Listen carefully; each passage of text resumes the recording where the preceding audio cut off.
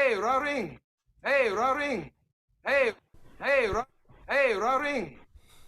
Ik hoor een turf in Tom's penis. Garbage! Garbage! Garbage! Garbage! Garbage! Garbage! Garbage! Garbage! Garbage! Garbage!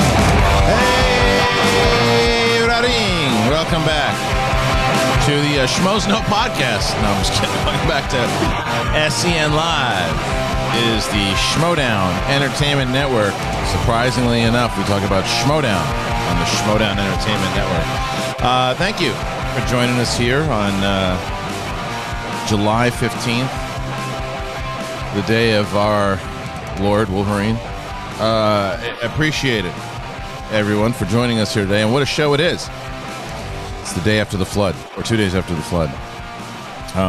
Don't worry about that smell. It's just mildew. Hey. What's going on? RB3, how you doing? Here we go. I'm good. How y'all doing today? Good, I'm good. Everything is peachy. You know, people don't use that word enough, peachy. Probably for good reason, I guess. And joining us, hot agent in the free market, and she's picked up by the Finstock Exchange, Sabrina Ramirez. Hello, Sabrina. Hi, guys. Happy Wednesday. Happy to be here with you guys. It is Wednesday, isn't it? It is. I don't even know anymore. Midweek. Does it matter? Hey, I know that voice. Ladies and gentlemen, joining us on the show, I think for the first time on SEN, not backstage, the android, Marc Andreyko, is here after being announced he's going to be taking on Matt Atchity in the singles tournament. Going to talk to him about this and a great many things. How you doing, Marc?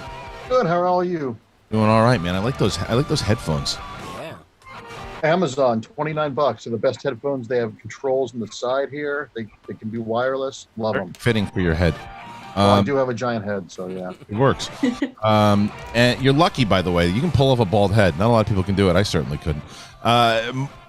Mark Reilly in the house. Hello, Reilly. Hello, sir. How are you? How's everybody doing? Happy Wednesday. I'm doing all right. Well, good. Kind of.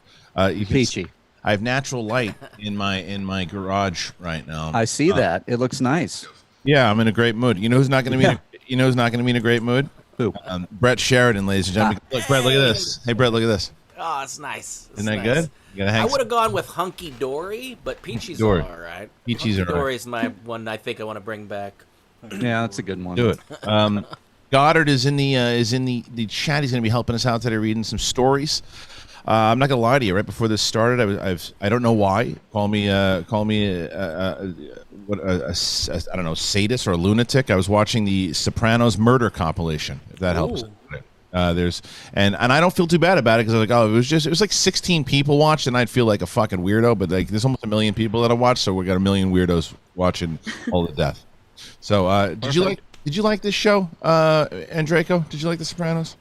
You know, I didn't when it first started. I think I'm not a gangster person by my nature, and I think like Godfather and Miller's Crossing said basically everything you need to.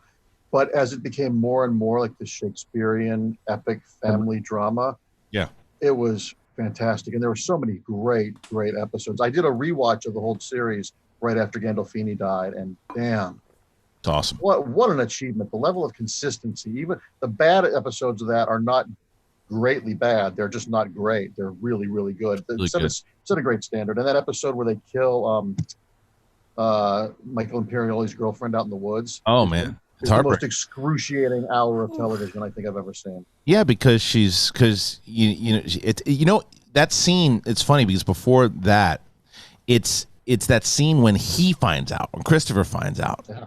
You know, like that scene. I don't know, so for those people who, you just got spoiled if you didn't see tough shit. Yep. Yeah, thanks. I wanted to do a Sopranos watch, but it's been out for 13 years. Fuck off. Yeah, I know. It's gonna go in there, out the other. I don't know. But it's just there's a scene when Christopher is sitting there and he's just like, you don't know how he's gonna react, and he fucking snaps and almost kills her in the room.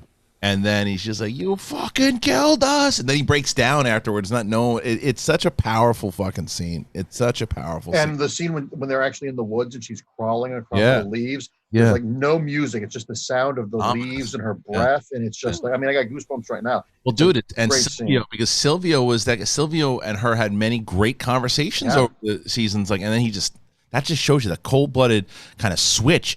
And by the way, speaking of, we're sticking with mob conversation here. Did you guys see that trailer for the that Netflix doc that's coming out about the mob? No. Holy shit, dude!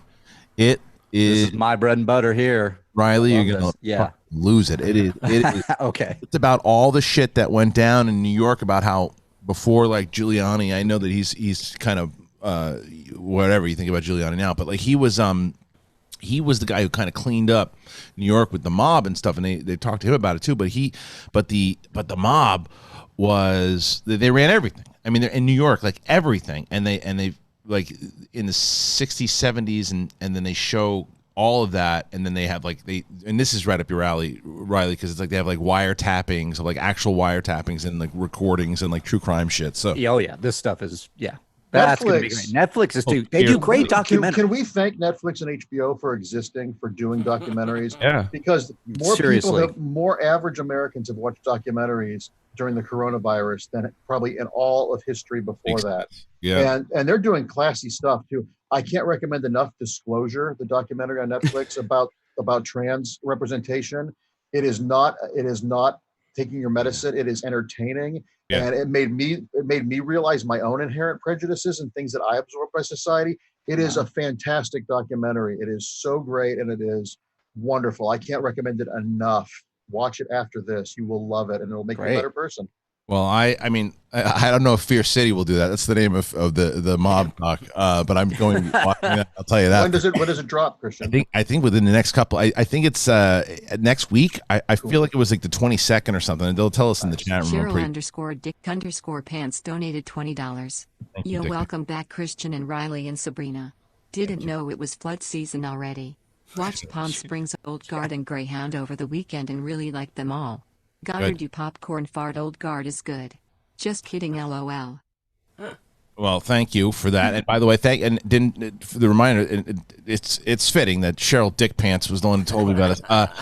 Reminder that we are getting the crew back, and it is good to have the crew back. And you guys have really been coming to play with the donations, so please keep that up. It keeps the crew here. Streamlabs.com/Schmodown. The Schmobot is on for the entire show, so if you want to interrupt, you can do that. But also start getting your questions in or comments and things that you want to talk about as we get into some more stuff a little later. It's streamlabs.com/the Schmodown. Keeps the show on the air, keeps us going, keeps the crew coming back. So thank you, and it's gonna probably help me pay Brett to do the lighting in the studio.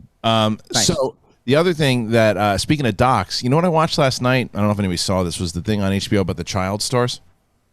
Yeah. No. So it's Schmominati donated $20. Andrew Guy's bloodshot eyes have been forced open. His questions on Backstage and Twitter are valid. We're hidden in the shadows creating chaos. You can blame us for actually denying his team win digital wheel challenges and more. We are the Schmominati. We're gonna get into that. Don't worry. For those who didn't see Andrew Guy, it starts. Did you see it, Mark? Dude, he was just Andrew Guy was on another level yesterday. I got to tell you, but if you didn't see the Andrew, if you didn't see the Andrew Guy Mike Kalinowski interview on Backstage, you missed out. I don't give a shit if you like Schmodown or not. You missed out. That's amazing. I don't give a shit if you don't like the Schmodown. Go watch it. Was like, you know what? It was entertaining. Those two kangaroos fighting. It was. I can see some people. I see people like, that just either watch SEN, like they see a Schmodown and they go, I'm not clicking on that because I don't watch the Schmodown. Click on this fucking thing. I'm telling you, you're gonna lose your mind. Yeah, you will. But anyway, this doc was child stars. And it had like Will Wheaton and Todd Bridges. It's HBO. Rachel Evan Wood. Okay, Todd Bridges. Here we go. Yeah, Rachel Evan Wood. Who else? Flip that and reverse it. What did I say? It's Evan Rachel Wood. Sorry. And then you see, would I get the point? No, it's all right. Would I get the point? Throwdown. That's the question. And the other. But who else was out there? Cameron Boyce, the guy who just passed last year. That broke my heart. It's like, and for so many different reasons. Because I remember being on Collider Live when that story broke about that poor kid, and he had like epilepsy, and I remember just being on there like just heartbroken then. And then my daughter started watching Descendants. She was obsessed with it. and like, you know, hearing him talk and everything too, and he was and hearing like the good stories about him. And then they showed video of like him with his parents and how proud of it's as a parent. It just like ripped my heart out watching. He would have been an exemplary adult too, because he was such a because you know, it's easy to dismiss these Disney kids, but after he passed, I watched a lot of interviews with him. I'm like, holy crap, this is good. He was a good kid. This is a good guy. This is a good guy. This is a real loss for us. Sabrina, did you? I mean, that was like your era. Did you watch like the shows that he was on, like growing up? Yeah, well, he was more around like my little sister's era, so I saw him through things like that on Jesse. I know RB3 probably likes that one because that was a hit when we were growing up. Jesse was a really fun show, but he was always just so high energy and so vibrant on screen. So it was definitely really, really heartbreaking. Did you guys watch him on that HBO show, the Catherine Hahn show, Mrs. Fletcher? I did for a little bit. I couldn't. It was the last thing he did before he passed. And I did see him on. Yeah, he was like the roommate of the son. Mm-hmm. That show lost me after like 4 episodes. I was into it for a little bit and it lost me. But I thought he's good and everything. But anyway, the doc, the Child Stars, it just shows. Brett, I was going to text you immediately and said, you know that audition you were going to take your kids to? Don't do it. Oh, man. Don't do it. It's like there's nothing good that to me that comes out of any of that. It's like let your kids be kids. They showed this other thing. By the way, and I'm not going to call this particular. I won't. If you see it, you'll know who I'm talking about. But they follow like this one kid and his mom, and they live in like Florida or whatever it is, and they come out for pilot season. And you know the kid's just a normal kid, and he doesn't. Clearly, that they're hoping, the parents are hoping that they can hit the jackpot. So they send him to this woman who's an acting teacher or whatever. Too, this kid is like 8 or 9 years old, and she's like, the kid reads out the audition or whatever the fuck he's reading, and she says to him, "Well, what I'm hearing right now, I'm hearing the writer's words. I'm hearing the script. I'm not hearing." He's fucking 8. 8 years old. Give me half a fucking break. Gee, I wonder if she was an actress who never made it. Oh, God, no shit, Andreyko. I think a lot of that is on the parent, because I've been to these auditions, and you know, a lot of these parents are just insane, and they're futzing with their kids' hair, and every single time I've taken my kids to an audition, I said, if this is no longer fun for you, if you ever feel uncomfortable, if they said you that don't though. wanna These parents said that to this kid. These parents said but saying it on camera is a lot different than saying it in reality. I used to work at a talent agency and with kids, and there are some kids that say, "Hey, mom, dad, I love doing this." And there are other kids where it's like the dad who makes his son play Little League because he wanted to be a pro baseball player. Yeah. If your kid expresses a passion clearly and articulately and consistently for more than a couple of weeks, then follow it. And like you said, Brett, all the good parents say, I met the cast of It at a comic convention years ago, and all the parents were like, they're only doing this until they want to. If they say they want to stop tomorrow, we are fully supportive of that. That was before season 1 was a big hit, though. We'll see. Or for Stranger Things. Let's see how they feel after season 3. I already did take my son out. Like when he was little, he said, "I don't like this," and I said, "Okay, fine." And he was getting better auditions than Daddy. He was up for Dexter's son.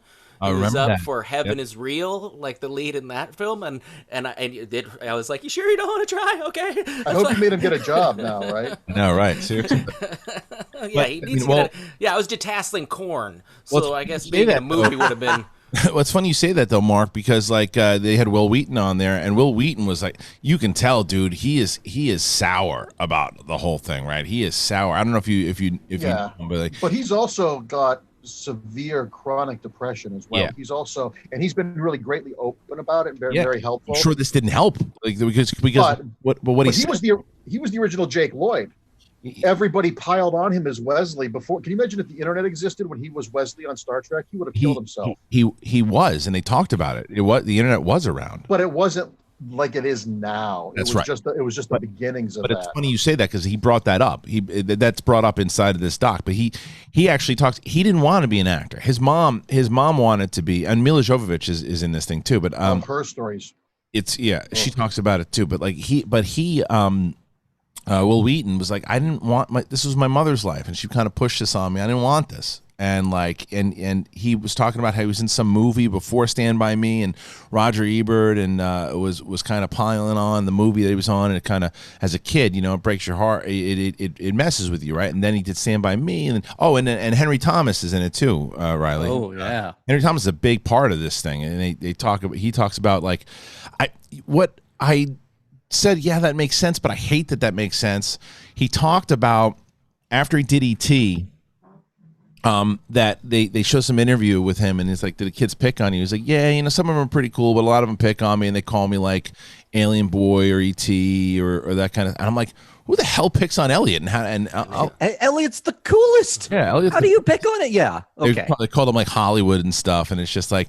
But, you know. Wait, you made a movie with Spielberg and you get picked on. The biggest movie of the time. Kids are and he gets picked. He also grew up in Burbank, so he was probably surrounded by kids he beat out for Elliot who were nasty to him as well. Sure. You know, that's a huge thing. Well, I spent a lot of time with Will Wheaton doing the Guild, and I wrote sketches. I was in an acting sketch class with him, and he was in one of my sketches, and he always seemed very well put together to me, so I'd have to see this. So he must have dealt with his demons, I guess, and pushed on, because he seemed. That's what he says. That's exactly the way you just described him is how he comes across in the doc. It's just like he's got his stuff. He says it at one point. He goes, "Look, I like my life. I'm happy with my life. A lot of things too, but like, you know, there's a lot of stuff inside of it that I was kind of forced upon." It's called Showbiz, kids, and it's on HBO now. My wife wanted to watch it. We watched it last night. Is it a series or a documentary series or just one documentary? One doc. It's like Alex Winter directed it. Yes, he did. Oh my God, really? Yes, because at the end of it, I said, "Oh, look at Alex! It's Alex Winter." And my wife goes, "Who's Alex Winter?" Holy shit! Here for you, it's Bill. You guys should also track down. It was never really released theatrically, but I think it's on YouTube. An Open Secret, the documentary about all the awfulness that goes on behind Hollywood, and the documentary got discredited because one of the guys who was suing Bryan Singer is also a thief. So you can't be a thief and an abuse survivor simultaneously. It's an amazing. It's not fun, but it's a really, really powerful documentary about how insidious this is when your parents want you to be a star, and there's someone who says, "Hey, I think you can be a star." Right. Well, they kind of cover that a little bit in the doc also because because it was. You know, it just made me realize, because my daughter has kind of taken to being in plays and stuff too, and you will never hear me say to her, "Hey, you want me to take you to audition? You want to get into class?" If she, like what you were saying, Andreyko, like if she comes to me and she's like, "I really want to be, this is something I really want to do," then I'm like, begrudgingly, I'm gonna be like, "All right." I don't want her to be in front of the camera. I don't want her to. I don't want either one. I and listening. Like, I want my kids to have nothing to do with entertainment. You're in trouble, Kristian. I know. I've seen Viv in said plays. Dude, you should see my 2.5-year-old. Dude, I got to send you phenomenal. I sent it to Goddard. Amazing. So my 2.5-year-old was in the living room singing Into the Unknown, but not only singing Into the Unknown, she's going to the beat. There's this one part, and she's like. Got her. She's like on cue with the music. She like raises her arms like Elsa does in the final note. Like, she is a performer. Like hitting these notes, and no one taught her this. And she's like doing these spins, and I'm like, "Fuck me." Maybe you'll be lucky, and that itch will be scratched by doing school plays and community theater. That's it. I have tons of super talented friends I went to college with. Yeah. Who go to UPS and are perfectly content doing 2 plays a year in Akron, Ohio. That's it. Where they could be a star here. So it's not necessarily terrifying. Yeah, I know. Not yet, but anyway. Would you? It's crazy. Let me be a devil's advocate. Would you, if you had a son and he wanted to play baseball, would you say no, don't play baseball? Well, and I won't push you in that, because I feel like there's a double standard with pushing your kids in sports versus pushing your kids in it. I'm just saying, I don't push mine, but there's a lot of kids that have become big sports stars because they had very aggressive parents. I think it's anything to do, because I bet you a lot of those kids that were pushed into sports was the same type of thing that happened with what happens with acting and performing too, is that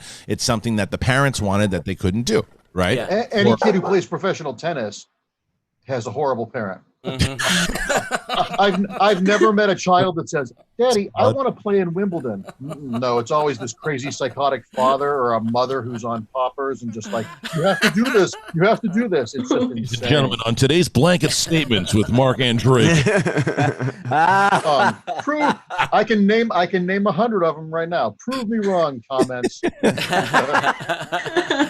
And I think there's a big difference between like commercials and like that's kind of what we're sticking. Like the commercial. I've done plenty. It's a gateway drug. It's a gateway. It's a gateway drug. The commercials are No, but I'll tell you, Brett. To answer your they question, didn't get me anywhere. If I was, got you here, man. Look at where you are right now. I forgot. If I was a baseball player, then maybe I'd feel the same way. It's just like I want when my daughter goes near the Google, I said, you fucking stay away from YouTube. I don't say F, but I say you fucking stay away from YouTube. Don't go to those comments. Don't go on Facebook. You can't have an account. You can't do this. I don't want her anywhere near the internet. Well, that's the thing. But what you're saying is you got to just keep a dialogue. I think that's all. My point is that I think it's the parents that just kind of don't pay attention to these things and don't ask them questions afterwards. And I think there are people that go about this the right way, and that, like Mark said, there's people that are just total psychos that and I've seen them out there. So I'm just being a little defensive because they are they just got signed with a modeling agency. Oh, you're I know. I you know what it is more so, Brett. Wow. But they asked me to. Yeah. They pushed me for a year. Totally, it's not a judgmental thing. It's just after watching this show last night, I was just like, I don't want kids anywhere near. I want kids to be kids. Oh yeah, I want kids to be kids, so that's kind of why. It would be interesting to have Cody Decker. Hold on, real quick. So, Dead Stock Deals says, "Fucking stay away from YouTube. I don't want you exposed to the foul language." That's what I do every day. I tell my kids don't watch anything inappropriate, and then I come on here and say the C word. I know. Cookie, right? Cookies. Mm-hmm. Let's get into some of these news stories because there are quite a bunch. There was, just quickly. I see a bunch of different stories out there saying that Alden Ehrenreich said that there was going to be a Solo 2. I read the article. He said that there's no word on them doing the Solo at all, and that maybe that it was. Said he's open to it. He's open to it. Yeah, of course he is. I'm sure he is. Yeah, I'll play Han Solo in the sequel if they ask me. That guy doesn't give a shit about Star Wars. He doesn't, not that he has to, but he doesn't give a shit about it. Like, did you see Rise of Skywalker? He's like, no, and he's like, you didn't even know the Mandalorian. And he should. It doesn't mean just because you play Han Solo doesn't mean you should be a Star Wars fan. But it's man after my own heart. Yeah, he does. He does not care. But that's just. There are a lot of people who love that movie. I don't ever need to see a sequel. Personally, if it was, I still think that if Crimson Dawn had a TV show on Disney Plus and he popped up into it, that's more where I would like to explore. I don't need to see any more Han Solo stories for me. But what do you think, Reilly? Yeah, I'm kind of along your thinking. Solo was fine. It's one of my least favorites of those new movies with in the Disney era. But yeah, they had. The Darth Maul storyline and Kira is where I would go. That's what I would love to see. Maybe even a little bit of Donald Glover's Lando. I would love to see that. But it was always Han that, the wink, wink, nod, nods. Yeah. Just didn't do it for me. It was just a different take on the character, which is cool. And I think he's a phenomenal actor. And I think that whatever he was, I don't think it's a bad performance. The way that I viewed it, very similar to Reilly, I just didn't see the Han Solo, and I don't take that silly argument of like, well, he becomes Han Solo. No, if I go back and look at Mark Reilly at like 16 years old, he's still Mark Reilly. He's younger. He's younger. He's skinnier. He doesn't maybe know the things that he knows, but it's still the core of who he is still who he is. Sure. And it's a different person. It's a totally different person. Yeah, I saw pieces of Han Solo in his performance, and it was the lead. I thought he was great, actually. I thought he did the job that needed to be done. He didn't stand out like, oh my God. Right. And maybe that's because of the baggage that comes along with it. It's more of the story that didn't work for me. Go ahead. RB3, you gonna say? Oh no, I was gonna agree with Reilly. Like, I don't necessarily love his performance, but I think wasn't. I don't think it was all of his fault. Like I would want to see him get another chance because it was the whole Phil Lord and Chris Miller, and then the Ron Howard transition, and it was like two different movies kind of jammed into like this one thing. And I don't know. I kind of would like to see him have another shot if it's like just with a solid voice and a solid script and a solid direction. But yeah, I think he himself wasn't the worst part of Solo for me. Oh, I don't. Do you guys think if the Justice League Snyder cut is successful, we'll see on Disney Plus the Lord Miller? No chance ever. No. You know why though? Because the difference is, Mark, that they hate each other. That because that would reveal way too much. Because I hear horror stories about how, and you know, it's all rumor, it's all hearsay about how Lord and Miller really feel about working with like Kathleen Kennedy and Disney and all that. I don't know what's true and what's not. You just hear things. There's no chance they're going to want that dirty laundry out there, because that's exactly what would happen if you put that cut out there.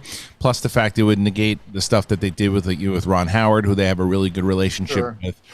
So I don't think that, and it's not necessary. What I disagreed with, like really hardcore, was when recently there was some interview with Kathleen Kennedy where she talked about how what she blamed on Solo was that Star Wars fans weren't ready for 2 movies a year. I thought that was so silly, or saying that not even 2 movies a year, but that it was so close to the release of The Last Jedi.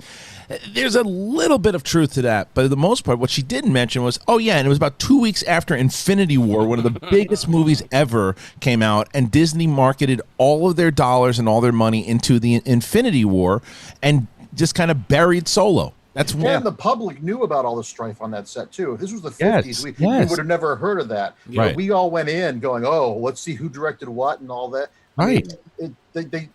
I wish these studios would. Can you imagine if Warner Brothers held Justice League until March of that year and let Zach come back, or if they had let Lord Miller finish the movie and then see what they had?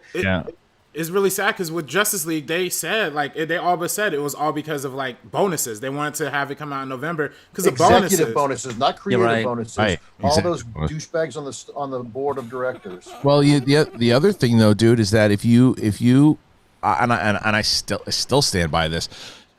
Star Wars saw so much success by releasing movies in December, because traditionally putting them out in May was when it came out. You know, obviously 77 and then 80 and 83, and even the prequels.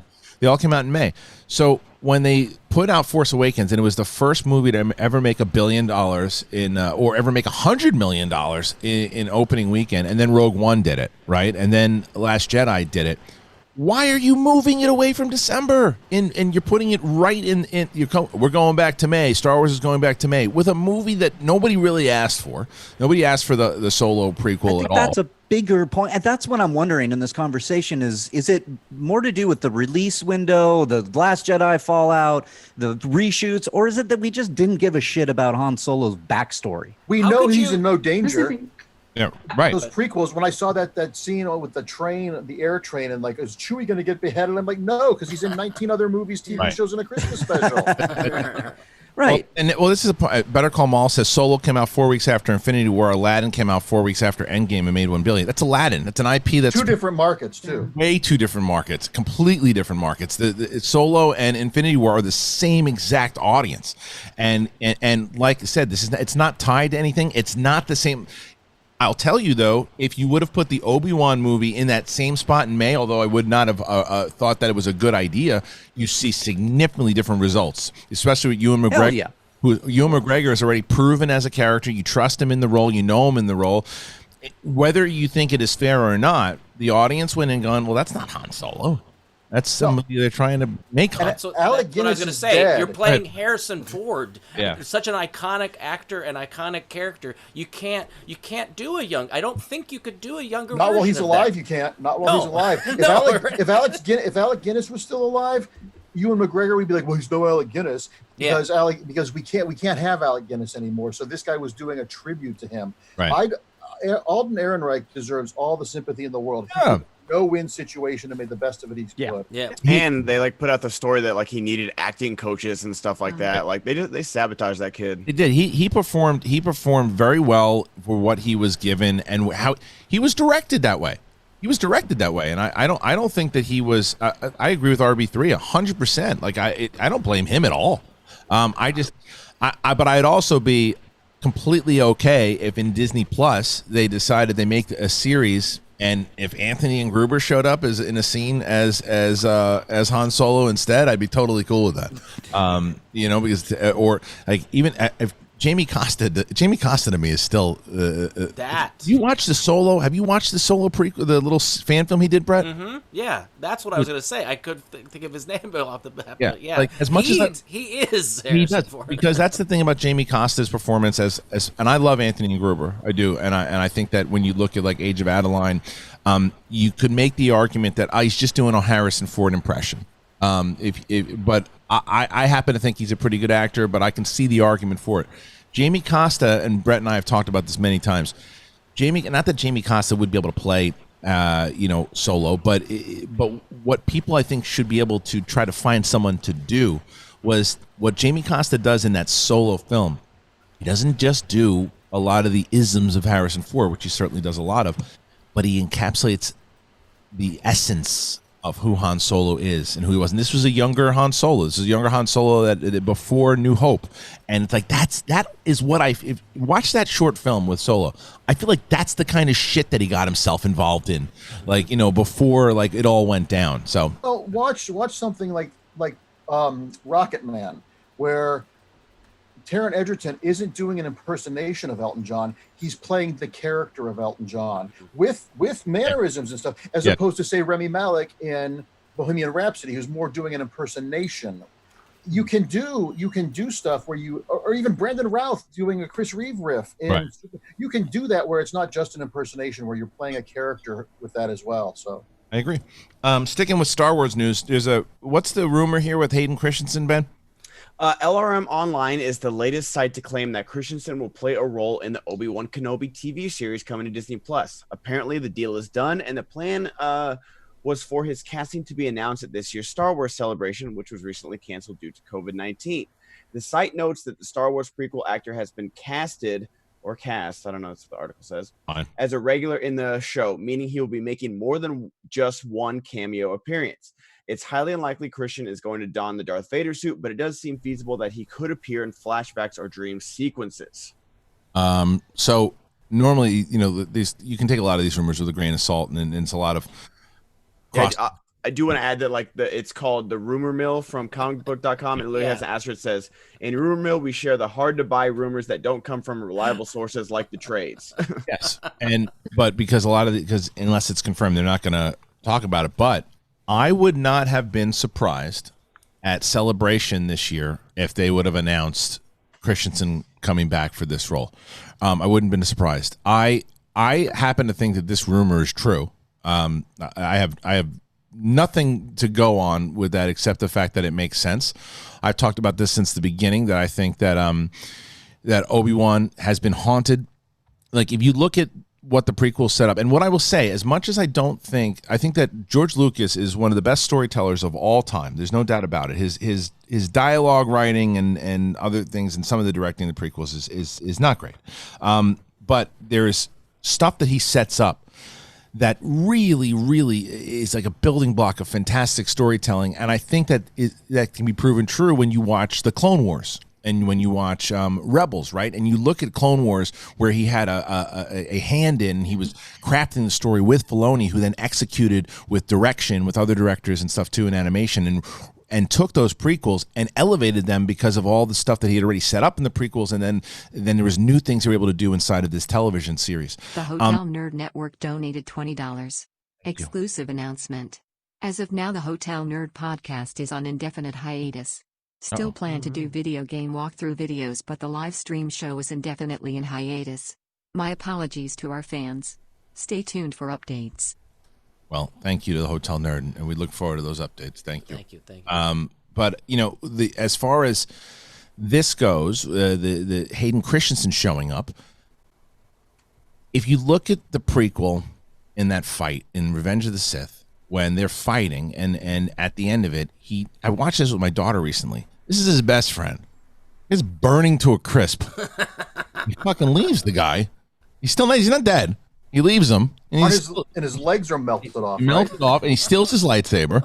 And then he's like, you know what? I'm going to tell your kid that you wanted him to have this. Why? Because I'm a dick. Oh, okay. And he leaves. Sorry, the arm is still attached to it. Hold on, Luke. Here you go. He's like, oh, you're burning. He's like, should I kill you? No, I'm gonna let you just sit there and rot. But the good news is, by the way, you're my brother. Yeah, you're my brother, and you're a good friend, and I'll let your kid know this, and I'll give him your lightsaber, and I'll throw you a bone. I'll tell him that you wanted him to have it. You never said that. And the thing the guy's going to be born. You don't even know if it's a girl or boy. Taint donated $20. Fans have been clamoring for Hayden's return. I don't think they'd bring him back just to put the helmet on and you can't see him. Obi-Wan doesn't seem like the type to abandon his mission to chase a ghost. I could go without a Vader/Ben showdown. I could not go without that. I couldn't disagree more. We got to build to that. Stay with your opinion, but I couldn't disagree more. I think you need it because of exactly what we're talking about here. I think that it's got to haunt him of the way all things went down because, like I said, that scene that when Darth Vader says to him, Obi-Wan once thought as you did. It's like, when did he think that? I want to see him try to get his friend back, and even when he says he's more machine now than man, don't just give me because of their one fight that they had on New Hope. He was ready to. He was calling him Darth Vader and everything too. He didn't even try to get him back. So I think there's got to be something. There's got to be something that he tries to get him back. Riley, what do you think? I love all this. We've been in agreement a lot on this, like where the story or where we think the story could go. Let me ask you this though: does Obi-Wan know that he's in the suit at one point? I think he's got to figure it out in the show. I think he knows Darth Vader. He watches the feed, the hologram and the playback with Yoda Vader, in Revenge of the Sith. And then but that's the point. He walks away. He's leaving his best friend there with no arms, no legs. Yeah. Does he think he dies there? So I'm wondering if that's the story. And he's sitting in the hut and he's sitting on Tatooine. And it's like a riff on Train Spotting where he's going crazy and he's seeing visions of Anakin. That I can see being perfectly in this kind of world that they're building. Do you know what you call a Jedi with no arms and no legs laying in front of a door? Darth Vader. Darth Matt. Yeah. That's good. Well, but look, the thing is, like, if he's sitting around and, like you said, Riley, he knows that he's called him Darth Vader because he sees it in the hologram, and if he finds out later on, well, even during this series, hey. Because we know Bail Organa has been talking to Obi-Wan because we see Rogue One, right? He's having communications with other people, and even Yoda. It's like, look, I hate to tell you, but Yoda says to him, look, I always thought it was a pretty fucking sadistic thing that you didn't kill the guy when he was burning up in front of you. You said he was your friend. You kind of did a dick thing, and now it fucked us because he's back and he's running around. Unless it's another Darth Vader, I mean, I'm pretty sure it's probably him, and he's probably pissed because you didn't stick a lightsaber in his head when he was burning. Yeah, he says it just like that too. I was gonna say that's a great summary. Quentin Tarantino's Star Wars. You fucked us, Obi-Wan. It's like exactly right. It's the Sopranos version of it. I'm sorry, I keep going back to that meme that it's him giving Luke the lightsaber and saying, "This was your father's lightsaber. He killed a bunch of kids with it." That's right. I never laughed so hard. How about that? How about that scene in the Obi-Wan series? It's like, fuck this, you did. And he says to him, he's just like, hey, listen. Remember when I was going to fight Palpatine, and you wanted to do that, and I sent you off to kill Anakin. Yeah, you didn't do that. And you stole his lightsaber. You're a dick. You just picture that long shuttle ride to like their destination where Yoda just looks to Obi-Wan. He goes, Jesus. And Obi-Wan's like, I know. Yoda's in a car seat in the front of a land speeder. Yeah. Don't say it. I know. It's all right. Well, good. I was gonna say, like, I would love to see Anakin come back. Like, I would love to see them bring the prequels back to like the new Star Wars universe. I know Sabrina's a huge fan of the prequels. So like I'm sure you have a lot, No, yeah. I think a lot of people have kind of warmed up to the prequels. I grew up during that time, so when I was watching it, I'm like, this is the coolest thing ever. And then revisiting it later, I can see its flaws. But I think bringing him back would be really great because like Hayden Christensen has the time. He got a little bit of free time on his hands, so I think he can definitely be added into something. Donated $20. Obi-Wan being tempted to chase Vader will be a part of the show. What would be stronger in my opinion is to want to find out but fight the temptation. The last temptation of Obi-Wan. Just don't want every series to turn into a confrontation with Vader. Yeah, no. I'm with you there, and Sabrina, I want to get back to that point, but I also think that's the whole thing. Some people think like, well, if he's just if the point is that he's just stuck on Tatooine, he's got to stay on Tatooine, right? No, you can do side missions with him, which will show the flaw in him and what he's had to do, and the fact that when we finally see him, he has in New Hope, he has committed to that, but we don't know that was exactly this. This takes place like 8 years after Revenge of the Sith. Like he could be.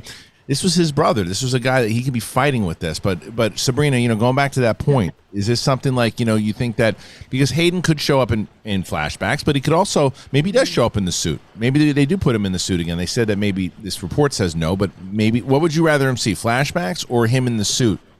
I feel like there's a lot more story to tell with him being like haunted by what happened with Anakin and kind of like their story throughout this time. So I think I'd prefer something like flashbacks. And I honestly think this is partially true just considering how they wanted to have him in Star Wars Celebration and everything like that. And I know they said it's possibly more than a cameo. So that's something that I would really look forward to seeing. I just want to see the flashbacks. I could see the suit. I think that would be sick, but I want to work my way up to that point. Yeah. Go ahead, Mark. What if and I'm the least knowledgeable Star Wars person in this room, so forgive me here. But what if they did? And I know I'm talking out of both sides of my mouth because I don't need to see Han Solo prequels, but Obi-Wan is a character who's I think much richer and more fully realized than Han. What if they did a Fight Club thing where Obi-Wan is seeing what he thinks is the ghost of Anakin and it's his conscience, and Anakin is trying to pull him into the dark side? I love it. That could be interesting too. Because I think Hayden Christensen deserves to have a good director to work with. Agreed. He and Jake Lloyd got savaged, and George Lucas doesn't know how to work with people. No. It's not their fault. Watch Shattered Glass. I don't disagree with you. I think he's got a good director in Deborah Chow. Remember that's who's directing it? Yes, she's directing the whole series. Remember that there's so much in this series in general that I think has potential for sure, and what we could actually do with it. It makes me excited to see when they're going to do when they're going to announce it, and whether or not we're going to. Oh, but who's going to show up? I think is a definite is Liam Neeson. Liam Neeson's going to show up in this series. They're going to commune. We're going to learn a lot about that, I believe. We have to. That would so I hope that if anybody wants an Obi-Wan series, that even though I understand if you're 50-50 or even 70-30 on the side that you don't want to see any more Vader, I can understand the argument for it. I'm on the other side of it, but I understand the argument. I don't think there's an argument against finding out the Liam Neeson Qui-Gon thing because of what happens in Revenge of the Sith, and he says to him, you're going to Tatooine to learn how to do this. You're going to learn how. He wants to connect with you. You're going to learn. Let's see that. Let's see at we're eight years into it. He's teaching him how to do it, so we can eventually, when we get to New Hope, we understand how he's able to do it. Because there's a whole arc in Clone Wars on how he was able to do that. Even Yoda figures out how to do it in the Clone Wars. So, and at a certain point of view, they wrote about that, and it's a very fascinating kind of interesting thing. So I think Liam Neeson has to show up. What do you think, Reilly? Is that something you want to see? Liam Neeson showing up as Qui-Gon? Of course I want to see that. He's got a particular set of skills. And it works. It works in story, and I think that would be interesting too. Sabrina, would you want to see Qui-Gon return? Oh, 100%. I feel like it's so pivotal to the story of Obi-Wan and everything that he goes through in the prequels. Having Liam Neeson there, I think would be a huge benefit for the entire story. And I'm not a Star Wars guy, and this show is the first Star Wars show thing that I want to watch. Yeah, nice. Yeah. That's kind of big for Andreyko. Yeah. Everything. Go ahead. Yeah, I was gonna say even I think like casual observers of Star Wars get excited about Obi-Wan because, like you said, Mark, he is the most developed character. He is the only actor who's ever been in any Star Wars. Alec Guinness, I should say, was the only actor who's been in any Star Wars movie and been nominated for an Oscar. So like he has I think this story has a lot more. Like you said, Kristian, like when we talked about how Solo and and Infinity War kind of have the same audience. I think Obi-Wan goes to a little bit of a bigger audience because it's a little bit of a. I think older generations of Star Wars fans can get behind it. Newer generations of Star Wars fans can get behind it.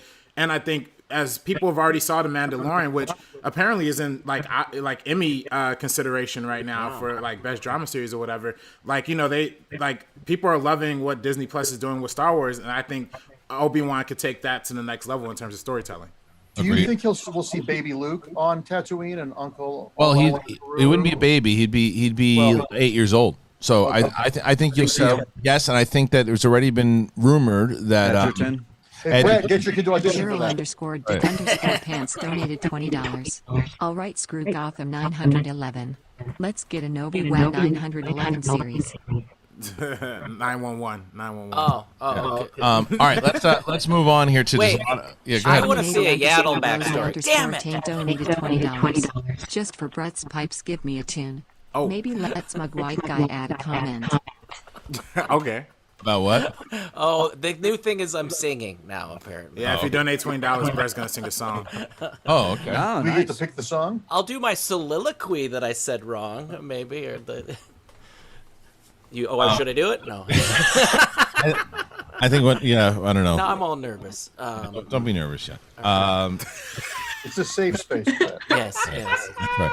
All right, You want me to hold that off, or to... yeah, hold it off because I'm bored with it. No, I'm just kidding. Hold on. RB3's laugh is my ringtone. RB3, you have the best laugh of Ever. It is. anyone It's I've the had. best. It is just so Thank you. pure and so joyous. It's just, I want that to be a noise that underscores my life. It's the best, and I know, and I've known how to get. Christian knows the cheat code. I know the cheat code. It's the truth. Dude, have we tried bottling the laugh? Because it might beat COVID. We should try that with RB3. Oh, I would love that. Some Monsters RB3 Inc. versus Yeah. COVID-19. Yes. Ooh, I love that. All right, let's move on here. Goddard, there's a lot of different things that are going on in the world of pop culture and news. What else we got? I want to go over this with you guys because it wasn't in the show notes, but I found it on Dark Horizons. Going rogue. Modern Day Fletch reboot is coming, and Miramax cast John Hamm to take over the role as Fletch. Chevy Chase played the quick-witted investigative reporter Erwin M. Fletcher in the 1985 original and the sequel Fletch Lives. So how do we feel about a reboot in general, and then John Hamm being replaced Chevy Chase? Torn. I'm torn. Really? Yeah. Do I think that he can do it? Yes, I do. I think he has the wit to do it. I think he can be funny doing it. And I think depending on who directs it, I'm not just going to poo-poo it because how much I love the original. But It's director of Superbad, Greg Mottola. Okay, so and I'm sure it comes from a place of love where he's going to be doing it. So it could be very funny. For a long time, I actually read the novel of Fletch 1, W-O-N. Yeah, W-N. Yeah, I read it. And I really liked it. I remember at the time, like Ryan Reynolds was up to do it, and I thought that would have been great for him to do a Jason Lee at one point. Right, Jason Lee was absolutely going to do it. So I always wanted to see that. You can't do this. Has to be way later because I assume John Hamm's got to be like 10 years older than Chevy Chase was when he John did it. Hamm's in his 40s, mid to late 40s. So how old? He's in his 50s. Screw you. I'm 46, Mark. I just turned 50, so. Hey, look at finally somebody that's older that's not Roken. John You Hamm look is, older than me, so I win. John Hamm is 49. John Hamm is 49. Okay, 49. And Chevy Chase, let's see how old he is. Chevy Chase was 42 when the movie came out. Okay, so he's only 7 years older, so it still fits. My question is, does this IP have any value to the real world? Right. I mean, that's. in a world where we're paying $20 to see movies in theaters, hopefully when we get to go again. Yeah. If this is a Netflix show, great. It is. It's HBO Max. It's HBO Max, right? Oh, okay. Well, that's different than if it's a series. That qualifies a little different. If this was a theater thing, I'm not going to go to the theater. Yeah, no, it's Ben. It's HBO Max, right? I'm not seeing anything like that. Oh, what did you said? It's an actual. Yeah, movie? I mean, I don't know if that's. So they're calling it a Fletch reboot. Yeah, I don't know that, John, because the other thing too is I think John Hamm in a series or made for a Netflix movie or something that's going to draw eyes. John Hamm's not that kind of box office draw. And to go to Andreyko's point, Fletch isn't that IP that's going to get you into the theater to make, you know what I mean? Unless it's, I don't know. Can I have Sabrina and RB3? It might be a hot take for me, but this is the greatest casting. I think they nailed it. Yeah. This is. I am excited now, and I haven't been. Fletch is one of my favorite comedies of all time. So I get a little bit like, oh, yeah, but for you though. But don't you think it goes? But don't you think it goes over like Sabrina? Do you know Fletch? Not at all. First time hearing of it, but honestly, I think it's kind of cool to reboot something to a new audience, to a new generation, because this is something that I've never heard of in my entire life. But I like John Hamm a lot, so I feel like that could get me in the seat. But that's okay. So that's interesting though, because you're a film nut like the rest of us. Yeah. So do you think though, to like your generation, that John Hamm is going to get your generation into the seats to see Fletch? Like you know what I mean? Like that's what. Look, I'm all for it. I'm all for it. It's no insult to him. No, at all. It's just, you look at it as a business side of it, a marketing side of it. How many movies have we watched on Netflix or Amazon or Hulu that we wouldn't have gone to see in the theater, but we enjoyed? Right.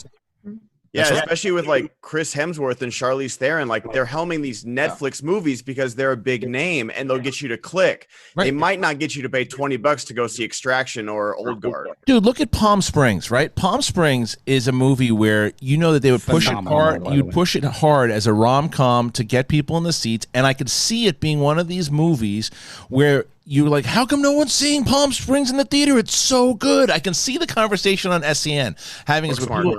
Yeah, right. And people go, no one's watching this movie. How come? And now you put it on Hulu, and it's the most watched Hulu movie like of all time, because and the pandemic has a lot to do with it. There's no doubt about it. But it's also word of mouth. The movie is fantastic. It's my favorite movie of the year. I don't know if anybody else. Reilly, did you check? I loved it. I absolutely loved it. Yeah, Sabrina, you loved it. Sabrina, you saw it before any of us. You loved it, right?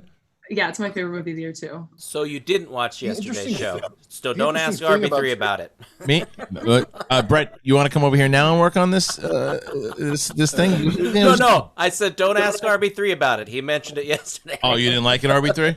Yeah, I thought it kind of sucked. But... Oh, what?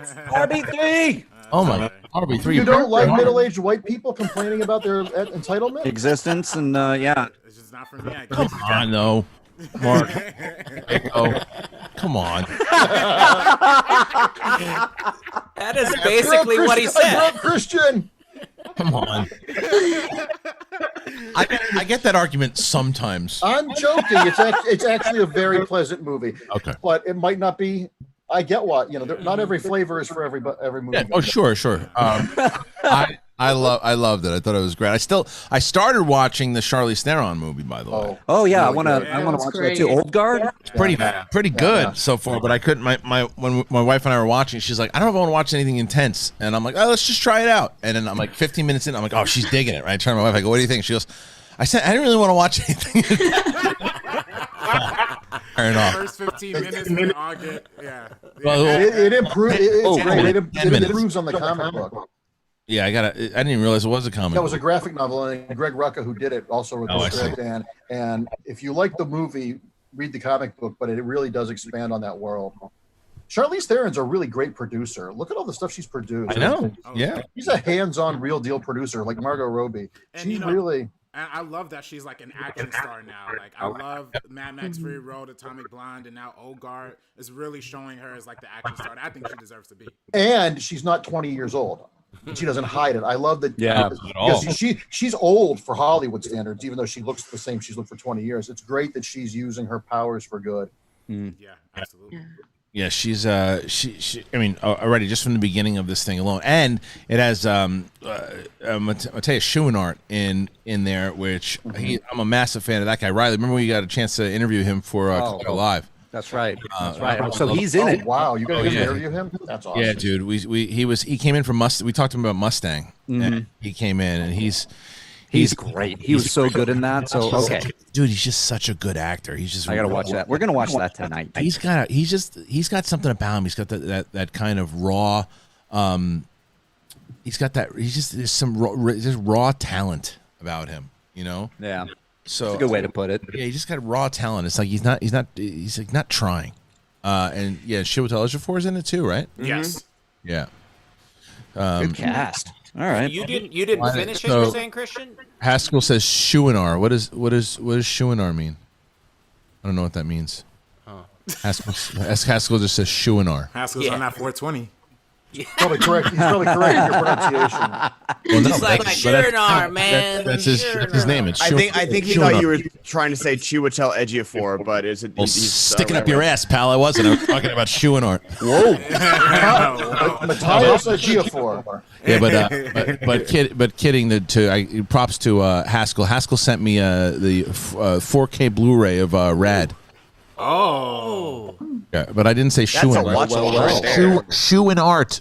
Schuenar. That's his last name, Haskell. Schuenar. Schuenar what? Man, people are fucking. Wait, Kristian, is that what I'm hanging curtains for? The code for the Rad? Because Yeah. It's out right now. So It's a good code. Not even in Blu-ray. The code. I'm a simple man. There, I wrote it on a Post-it. There you go. Yeah. I'll show you this. Anyway, so that's we have someone writes chew on farts. I mean, this is where we're going to chew on farts. Chew on farts. Matthias showing arts. Chewing farts. Chewing farts. All right, moving. Lucas. What's next there? Nolan is back again. He's still hopeful that Tenet is going to be open in theaters, and heard that there's a production budget of around $400 million. So usually have to kind of double or 1.5 times that for advertising. So it seems like Tenet is supposed to need $800 million to just break even at the box office, which seems like a big reason of why Nolan is really, really pushing for it to get in theaters and not a VOD release. We've talked to death about this, guys, and Nolan is slowly running out of goodwill, or quickly for me, to be honest. Yeah. What would it take for you guys to go see Tenet in theaters? Andreyko, go ahead. I think they should release it around Christmas on VOD, and then when theaters reopen again, how about this as an ad campaign? See it again for the first time, and then we'll go see it in the theater. It's idiot proof.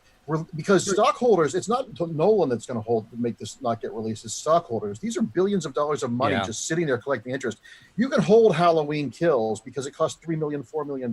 That's not a big deal. But Wonder Woman and Tenet, that's $1 billion in print, advertising, all that stuff. Put them on television. Let us see them at Christmas because we're still going to be sitting around our houses at Christmas. And then next summer, when we can go to theaters again, do a big ad campaign and release Wonder Woman 84 with Wonder Woman in theaters. Release Tenet attached with Interstellar, and train people to come back to the theater and enjoy movies. I guess, but I think but you know how people are though, Mark. The second, if I see Wonder Woman on my TV, if it came out and I watched it.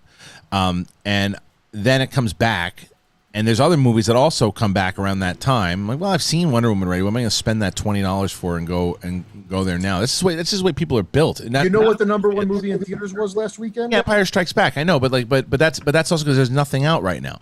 And people want to be and people want to go to the drive. I would, if I could go to the drive-in and watch Empire Strikes Back, I would do the same thing. But that's because we don't have anything right now. What I'm saying is, if you did that, if you put, let's say on HBO Max, but Wonder Woman 1984 on, you take a massive loss in numbers and money because of basically how much it costs as opposed to subscriptions and all that kind of shit. And then you did that plan. You said, well, we're going to also put it in theaters for you. But at the same time, another new movie comes out.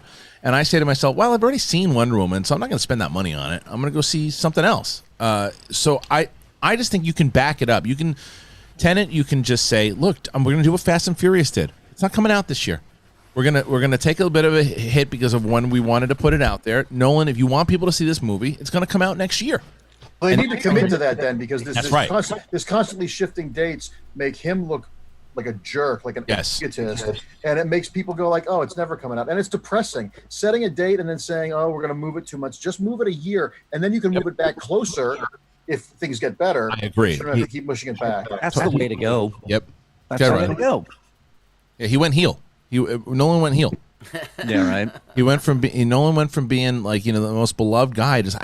I don't want him to say anything anymore because I'm like, I love you, but I cannot support this idiocy. Now, I have a question. Now, let's say by October, November, right? We don't have a vaccine necessarily, but the government, Dr. Farsi, everybody comes out and says it's safe to go back outside. It's safe to go to the movies. There's going to be extra precautions taken, and everything's going to be okay. There's like a carrying capacity, whatever. They say something that reassures you that it's going to be safe. Do you still want to take that chance, or do you wait until like there's a full vaccine and the whole thing's over? I'm not going to a movie theater this year. That's the thing. I love going to the movies. It's my favorite thing. This has been the longest break that I've ever had by like a mile. And I still won't go like just because they say it's safe. Like I'm going to make sure that it's genuinely safe and that people are actually taking precaution to care about our health. And especially like what's going on right now. And I don't want to, and we're not going to get political here at all, but, and especially in November, we don't know where we're going to be as far as who's making the decisions to either open theaters or not open theaters.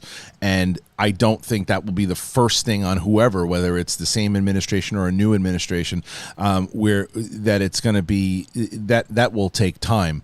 So it could be one of these things if it's a new administration and say like, they're going to eventually have plans. There's going to be new things put in place. Or if it's the same administration, it could be, I don't know. There's a lot of different things that can go down and that could happen around that time. So I don't think we see releases in theaters or people going back to movies until next summer. Yeah.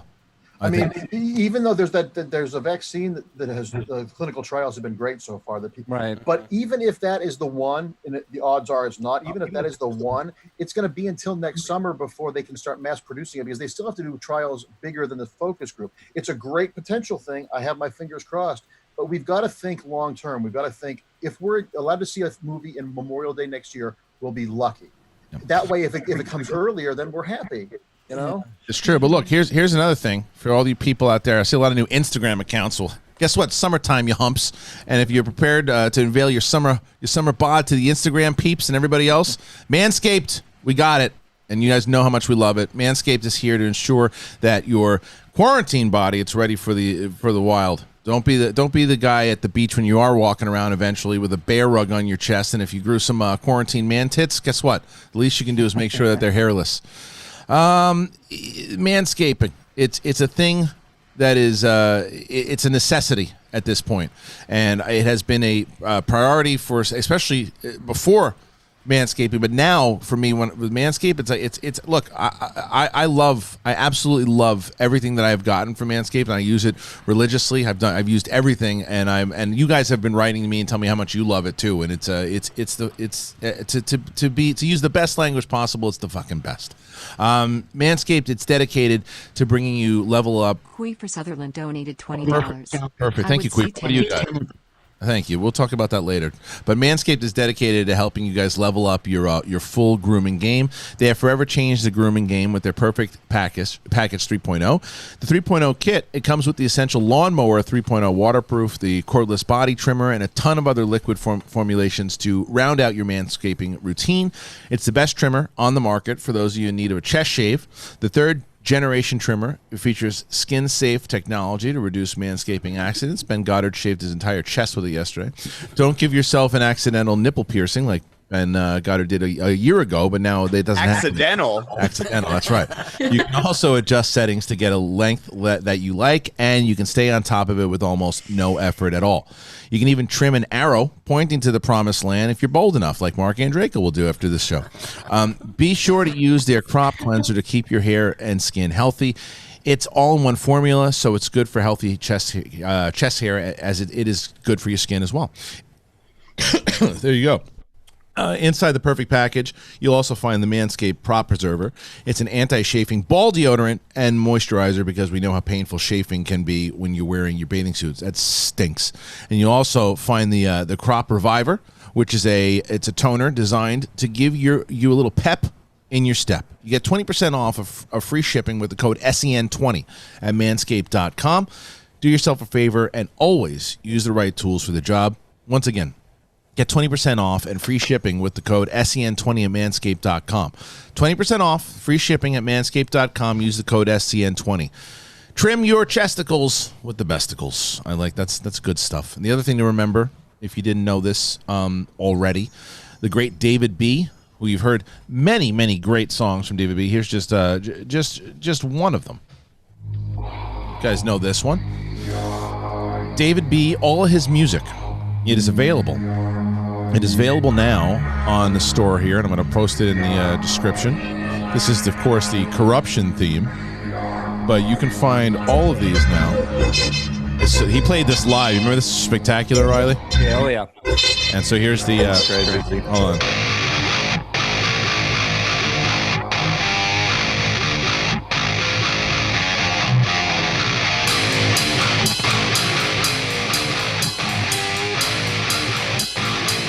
Jam. I like it. Anyway, so all of David B. Well, there's 8 right now. There's 9 themes up on the store, and you can get the Rockstars theme song.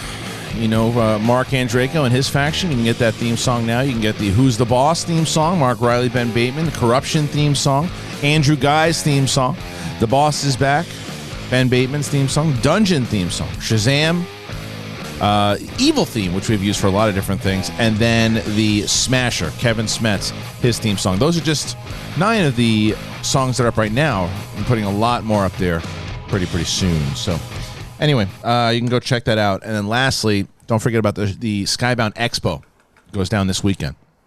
Pretty awesome. We're going to do the debut of Robert Parker and Chance Ellison. It's the second round of the IG tournament. That goes down. It's going to be on the Skybound YouTube channel. So head on over there and subscribe today so you can see it's going to be at 3:30, I believe, on 3:30 on Saturday. 3:30 on Saturday, and it hits the SCN YouTube channel at 5 o'clock. Thank you. And then Sunday, we're going to be doing SEN Live, which will be at 11 o'clock. So that'll be a half an hour show there. So make sure you go and you check us out. So there's a lot of cool stuff. And then we had a Schmobot that came in, RB3 during all that. So RB3, maybe boot that back up when you have an opportunity too. Yeah, absolutely. And as you're doing that, we'll say, are there any other stories that we need to talk about? There's a Peacock, the CBS or NBC, sorry. NBC Universal's new Peacock streaming service just launched, but there, of course, are some bugs. It's got some VPN problems with people trying to watch it overseas. There's 3 levels of, only one is ad-free. Only the $9.99 one is ad-free. So we've seen a lot of these streaming services like Quibi, like HBO Max, and now Peacock. How many streaming services are y'all gonna get? Like, where do you guys draw the line with all these apps and streaming services? Until network television is dead. Donated $20. Hey Christian, what are your and the crew's thoughts on the new Disney Bad Batch animated series? I really enjoyed those episodes in the last season. Have involved both Alonibi. Have a great day. Well, I haven't talked about that yet, so I will talk about it. But I want to answer Goddard's question and get everybody else's thoughts on this. Now, I joke about the network TV thing, but I think that streaming services are the way to go. I mean, to answer your question, I don't mind. You can put out as many as you want.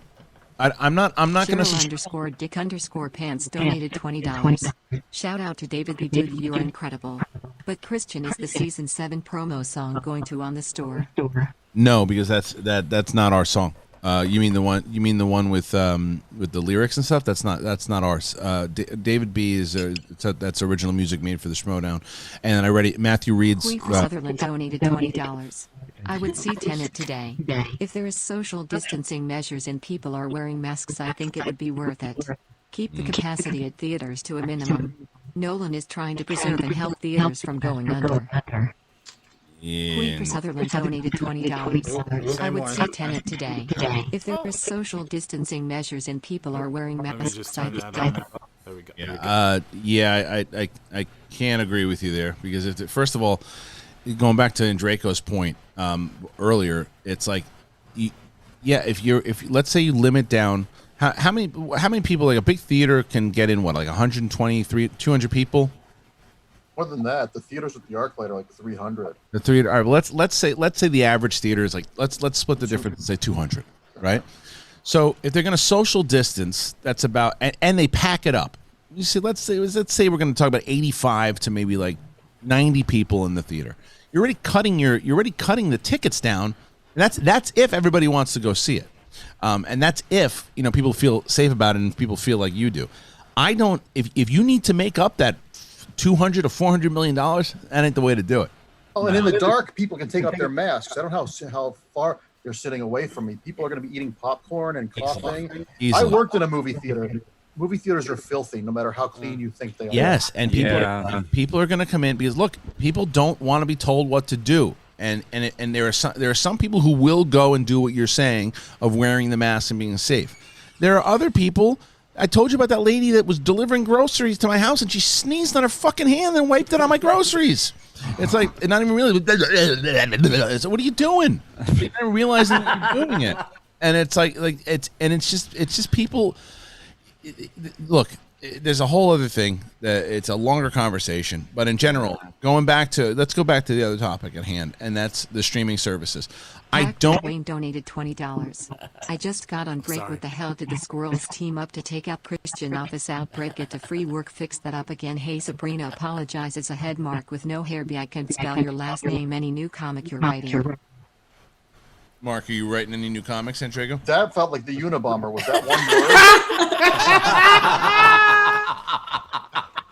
word? Can I see the text for that?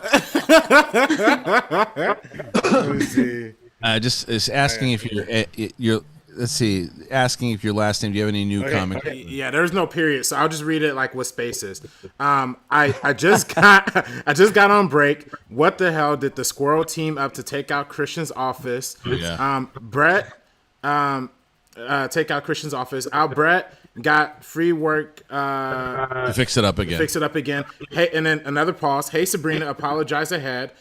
Period. Mark with no hair. Can it be? I can't spell your last name. Any new comic you're writing? Is that like Becky with the good hair? Mark with the no hair. Mark with the no hair. I broke up Jay-Z and Beyonce. You're dancing around the question. Right? Anything? Or I what? do have some comic book stuff in the works, but like anything in the entertainment industry, the NDAs are crazy. Yeah. You think it's nuclear secrets, but there is some stuff, and there's some other media stuff that's actually closer to happening. That when I'm allowed to talk about it, I will tell you guys. Awesome. All right. So what we're talking about the streaming services finally. So the streaming services, like I said, I don't think that this is a. I'm not in the. Well, there's too many streaming services. There's way too many. So we got to stop doing this now. You let businesses try. That's like saying, well, there's too many apps. You can't have. Stop making apps because there's too many of them, and I don't want to get new apps. Don't get the streaming service. You have a right to try to make a streaming service. It's just whether or not you have the material that I'm gonna sign up for. It's like I think it's a little whiny and bratty to say, oh, well, I'm subscribed to Netflix and Amazon and this and that. Now there's another service I have to subscribe to. Don't subscribe to it. The struggle is real. You know what I mean? It's like, don't pay for it. I can't stand that shit. Oh, there's just too many. Then don't get it. It's like, yeah, go ahead. I'm sorry. I was going to say real quick, I think competition is actually a good thing. I think if there isn't a million streaming services, if there wasn't an HBO Max or a Peacock or whatever other streaming service, we wouldn't see the great content coming from Netflix. We wouldn't see great content coming from Hulu. So I think competition does way better for us as film goers than it doesn't. Here's the question for the group. Remember when there was the comedy channel and the Ha network, and they became Comedy Central, and WB and UPN became the CW? Do you think we're going to see condensation and contraction of these groups? Because truthfully, there's enough on each one of them that it's now more expensive to have all the apps with goods or all the streaming services with good stuff than cable TV. Mm. I mean, I don't know. Look, here's the comment though, Mark. Going off of that is that someone says that that shit costs real money though, and we can't all afford it. Well, that's 100% true. That's life. That's life, right? But it doesn't mean that these services shouldn't make them because you can't afford it. I mean, it's like if you let's say this, like RB3 is saying, that's the competition part of it. So let's say Netflix isn't going anywhere, but let's say Netflix for some reason you look and you go, okay. Right now I've done my budget. I can only afford to do 3 streaming services The ones that I really like are Amazon, Hulu, and Netflix. So I'm gonna have to cancel Disney Plus. I'm gonna have to cancel this. Oh, and then they have this brand new thing, and it's got a lot of the stuff that I really like. Well, then I'm gonna have to cancel Hulu.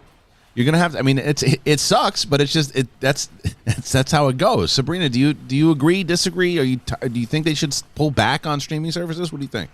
No, I think like make them if it's the content, and then as like an audience, we can pick and choose what we're into. Like I prefer Criterion Channel over even like Netflix most of the time, but I know that's particular to myself. But I'm not saying like just because not everybody likes Criterion Channel as much or has it as much, like that they shouldn't have it.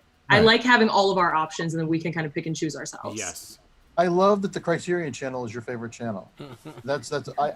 No one talks about that enough. It's such and there's so much stuff on that channel that isn't available on physical media. It's glorious. What's some of the stuff that you can find on the Criterion Channel? Well, there's a great Japanese movie called Black Lizard. It's this crazy movie that was written by Yukio Mishima, who was a big. This is all very art housey stuff, but it's insane. It's like the Batman movie from '66, but about Japanese spies, and it's not available anywhere else. What are you watching on there, Sabrina? I watch a lot of like Jean-Luc Godard. Like I like to go through it and kind of discover things that I haven't seen yet. So that was one of them, just because I haven't been able to find it like everywhere. So I was happy that I was able to get a bigger part of his collection. That's awesome. I know for us, for First Cut, like Criterion Collection came in handy when we did our Kurosawa episode with Roka, because they have pretty much almost all of Kurosawa's filmography on the Criterion Collection. Speaking of Kurosawa for a second, I got to go. I know that Goddard's our resident gamer here, so I got to talk to Goddard about this. What is this samurai game that I'm getting it. Dude, I saw Dennis Zen posting about this game. I want this game yesterday. Dennis played it? Did he get to play it for the reviews? Yeah, dude, he's been playing it. So jealous. Is it not out yet? No, it comes out on Friday. It's got an 84 out of 100, which is like pretty standard from that game company. But they literally have a Kurosawa mode. Yeah, that's what he's black and white. That's what he's playing. Gorgeous. That's what he was playing, and what's it called? Ghost of Tsushima? Is that what it's called? Yeah, Ghost of Tsushima. Dude, I'm getting it immediate. Yeah. So that's my favorite. Some guy goes, Balthazar M goes, LOL, what is this samurai game? Kristian, come on. I'm not a fucking gamer. Give me a break. What do you I love how you have to know about everything. It's like, come on, man. I don't know. That's what I asked. What's the game? They told me what the game was. Should have done your research before this. I hate that shit. It's like same thing yesterday. His post in the Facebook group is like, Kristian's not going to do the watch along. He said he was going to do it, not doing it. I have Noah's Ark in my freaking garage. No. And I'm gonna start watching the thing right now. I'm gonna watch the thing. Relax. Actually, your garage would be Noah's Ark, and the water would be the flood. But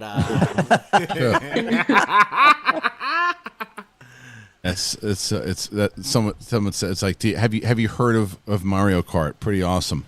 That's a good one. But going off. Ask them who their state senators are. Now Mauricio's gonna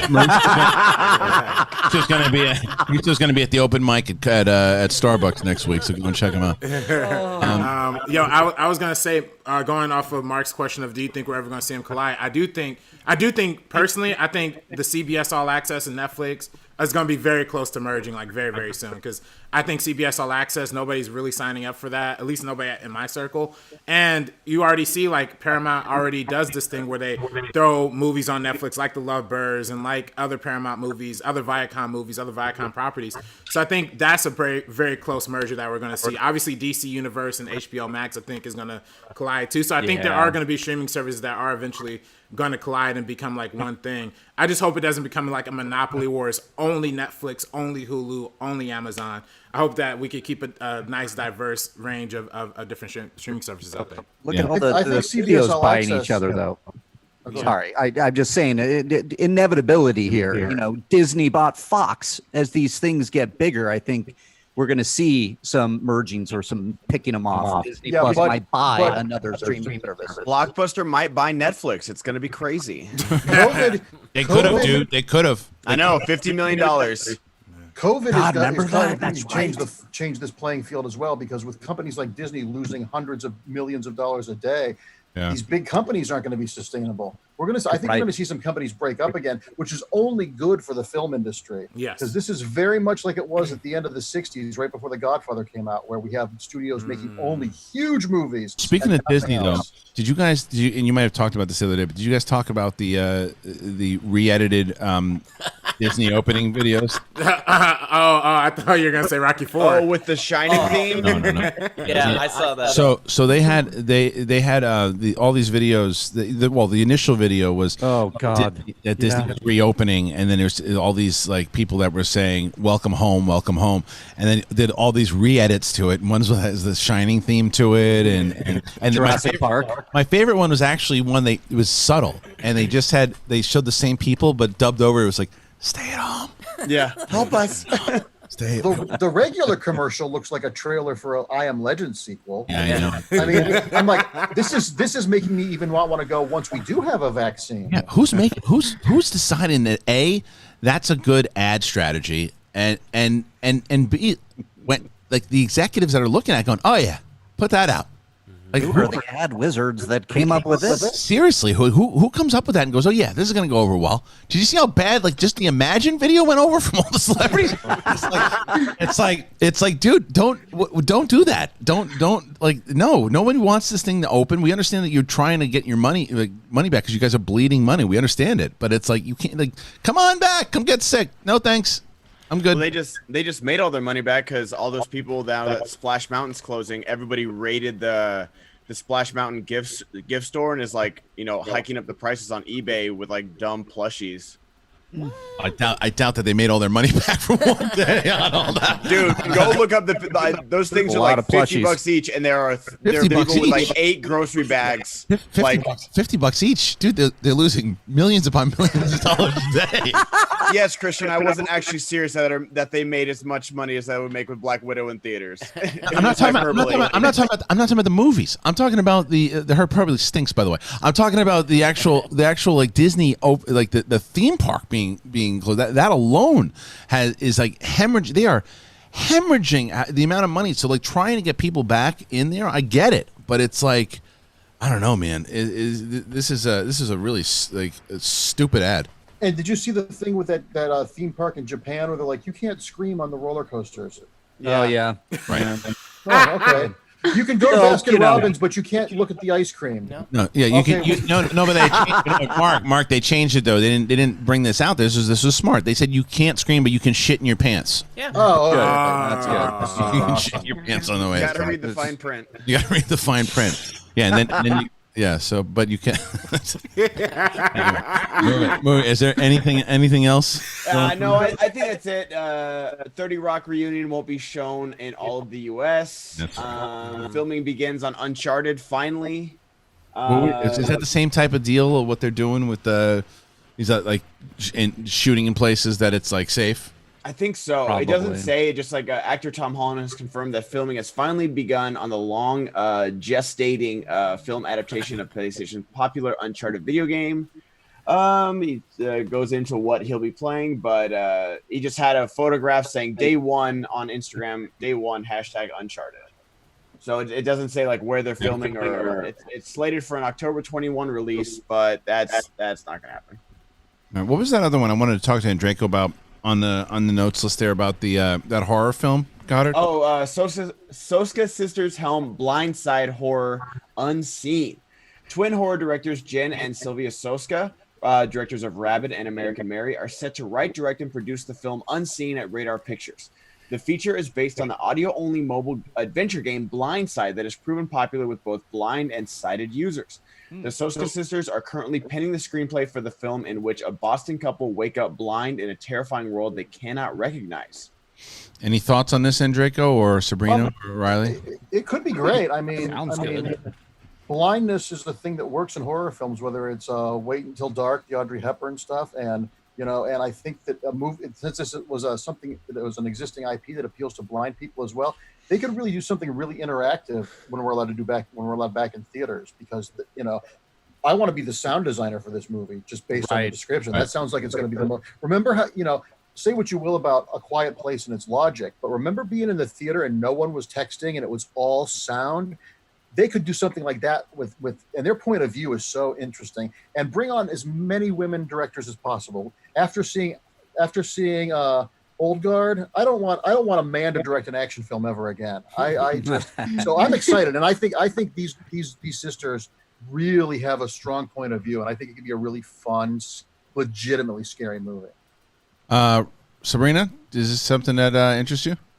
Yeah, I think it's a really cool idea. I think it's really fun and like innovative, and basing it off this like kind of like interactive video game. And I was a huge fan of American Mary. This was one of those that I still think about to this day, like Jennifer's Body, American Mary, kind of like horror films that really stuck with me because of their like themes and tone. And they have, like Andreyko said, they have such a great point of view. So I'm definitely looking forward to this one. Yeah. Reilly, yeah, this is one of those that, and Drake, you touched on it. To play with the sound design, to play with those tropes in horror that you know, the elevated senses that we, you know, don't breathe, kind of played with the sound and everything. Exactly. When you're like, you know, you're in there. This is horror perfect, and that it's based on something that has a built-in audience. I mean, this sounds great already.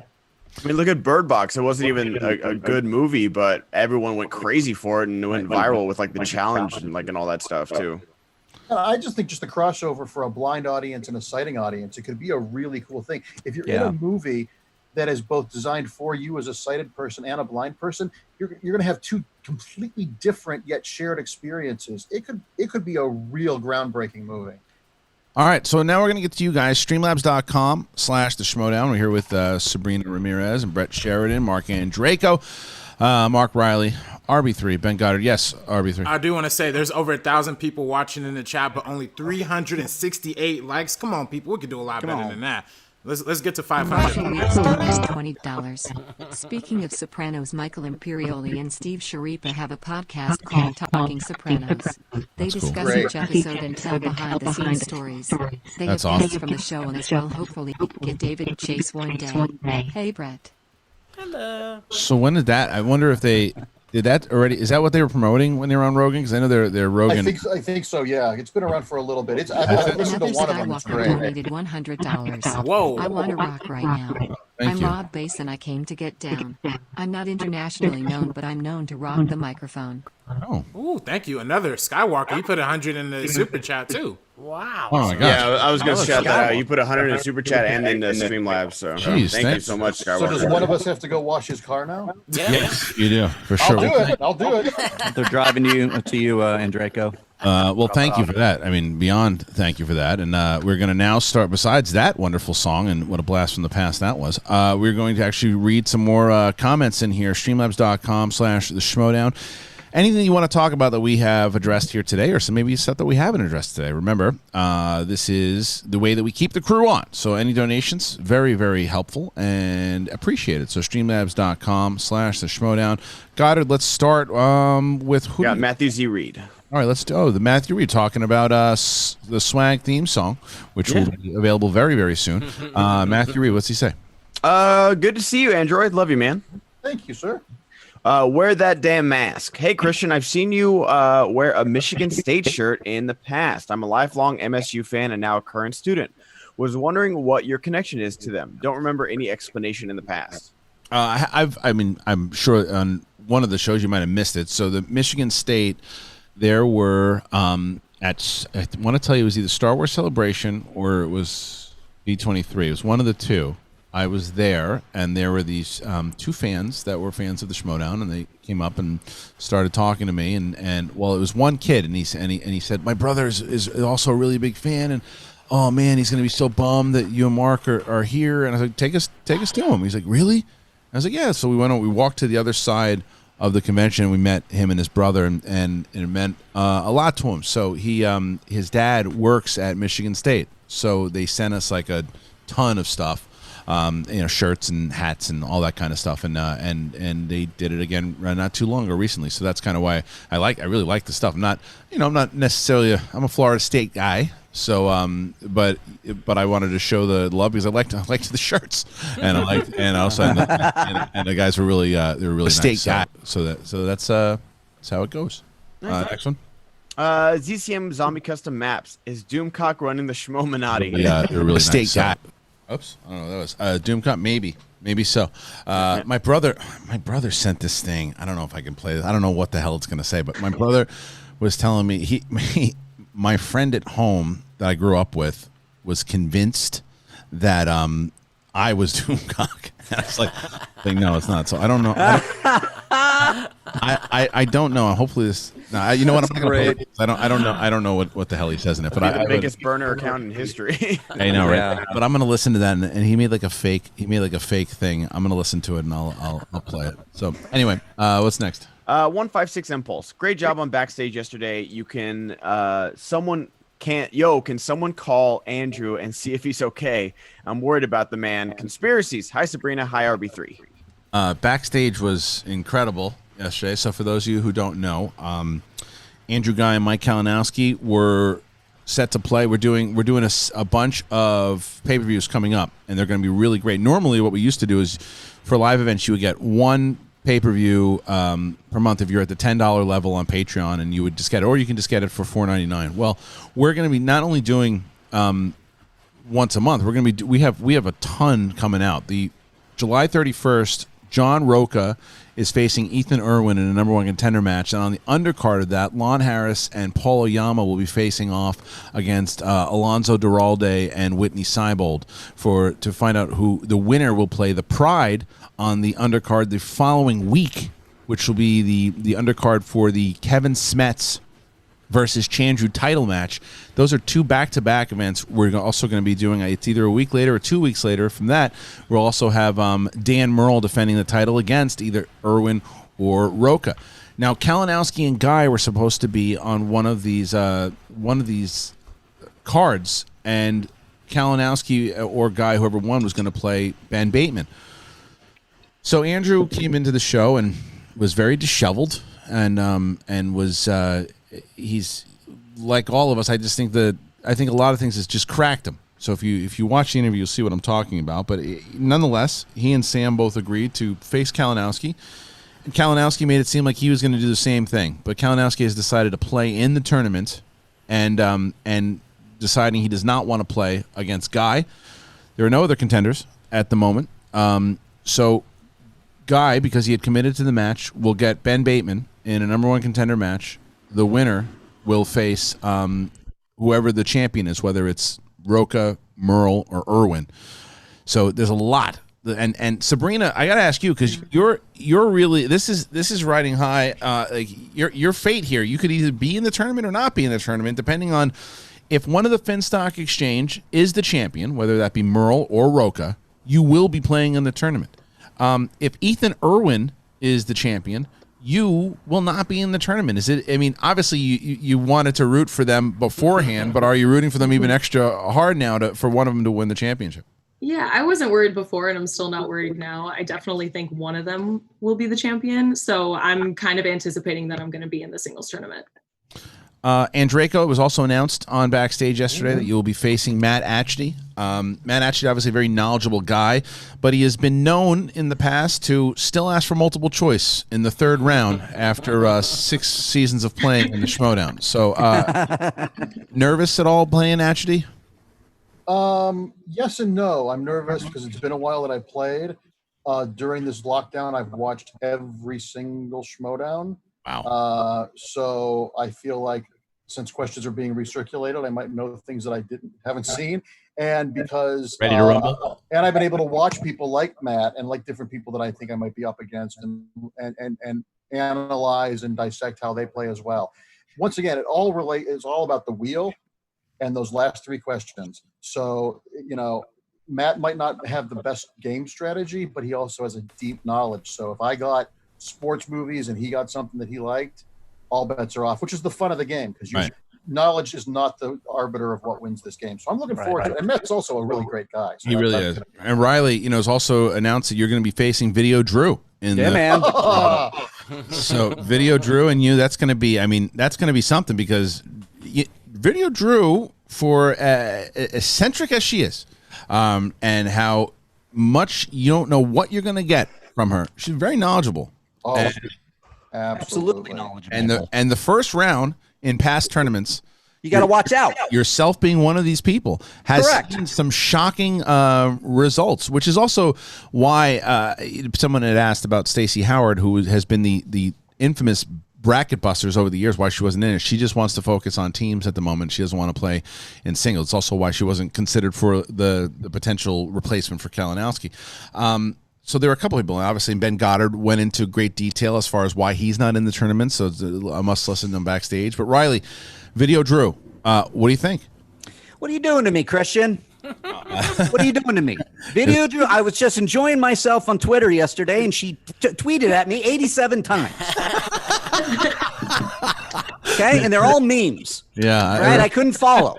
Brett? They're all upside down, and there was like, I think there was a grocery list in there somewhere. This is one of them was. I enjoy the hell out of Video Drew because of that eccentricities. So let's fucking do this, man. I'm excited to get in. I'm excited to be in the tournament. That's all. You've been in every one of these. Not every one of them, but you've been in. You've been in the 8-person one. You've been in the 16 before, and now you're going to be in the big 36 one. So it's going to be fun. It's going to be fun, and I guess Well, we're going to put the bracket. I'm waiting to get the actual image for the full bracket when I can release it. But Brett, and Brett, this is a big announcement. Brett will be watching from his couch. Yeah. I saw a bunch of people tweeting about it, and I'm like, "What are you doing to me, Kristian?" Would you want to have played Bonnie again in the first round, and then that's about it? No, I like how I am. Yeah, right now, undefeated. Boom, baby. The Buster Douglas of the Schmodown. That's exactly. Guys, we've been talking way too long about Schmodown. How can we talk about Schmodown on the Schmodown Entertainment Network? You got to use the voice if you're going to do that. For some reason, these guys like to talk about their little movie trivia show.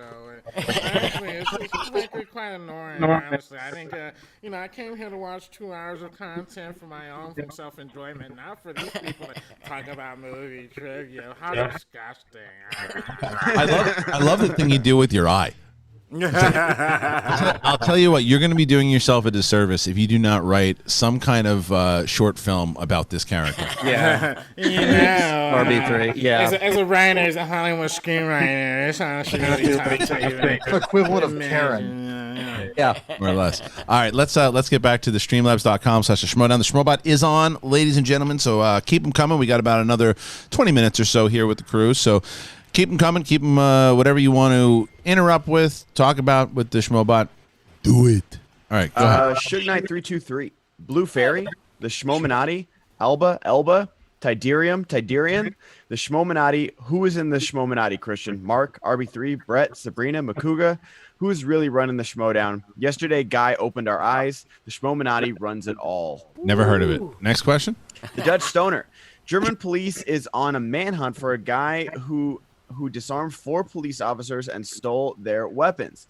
In his house, they found knives and crossbows. He is hiding in the attic in the Black Forest. They call him Black Forest Garrett Rambo. _AM_ donated $20. Happy hump day, my dudes. I hope you're all well. Sabrina, are you feeling better? I was in the waiting room for cocktails and casting for 30 minutes before I realized it got pushed. Lol. Rather give y'all my money than De Niro, even though has Burke. Oh.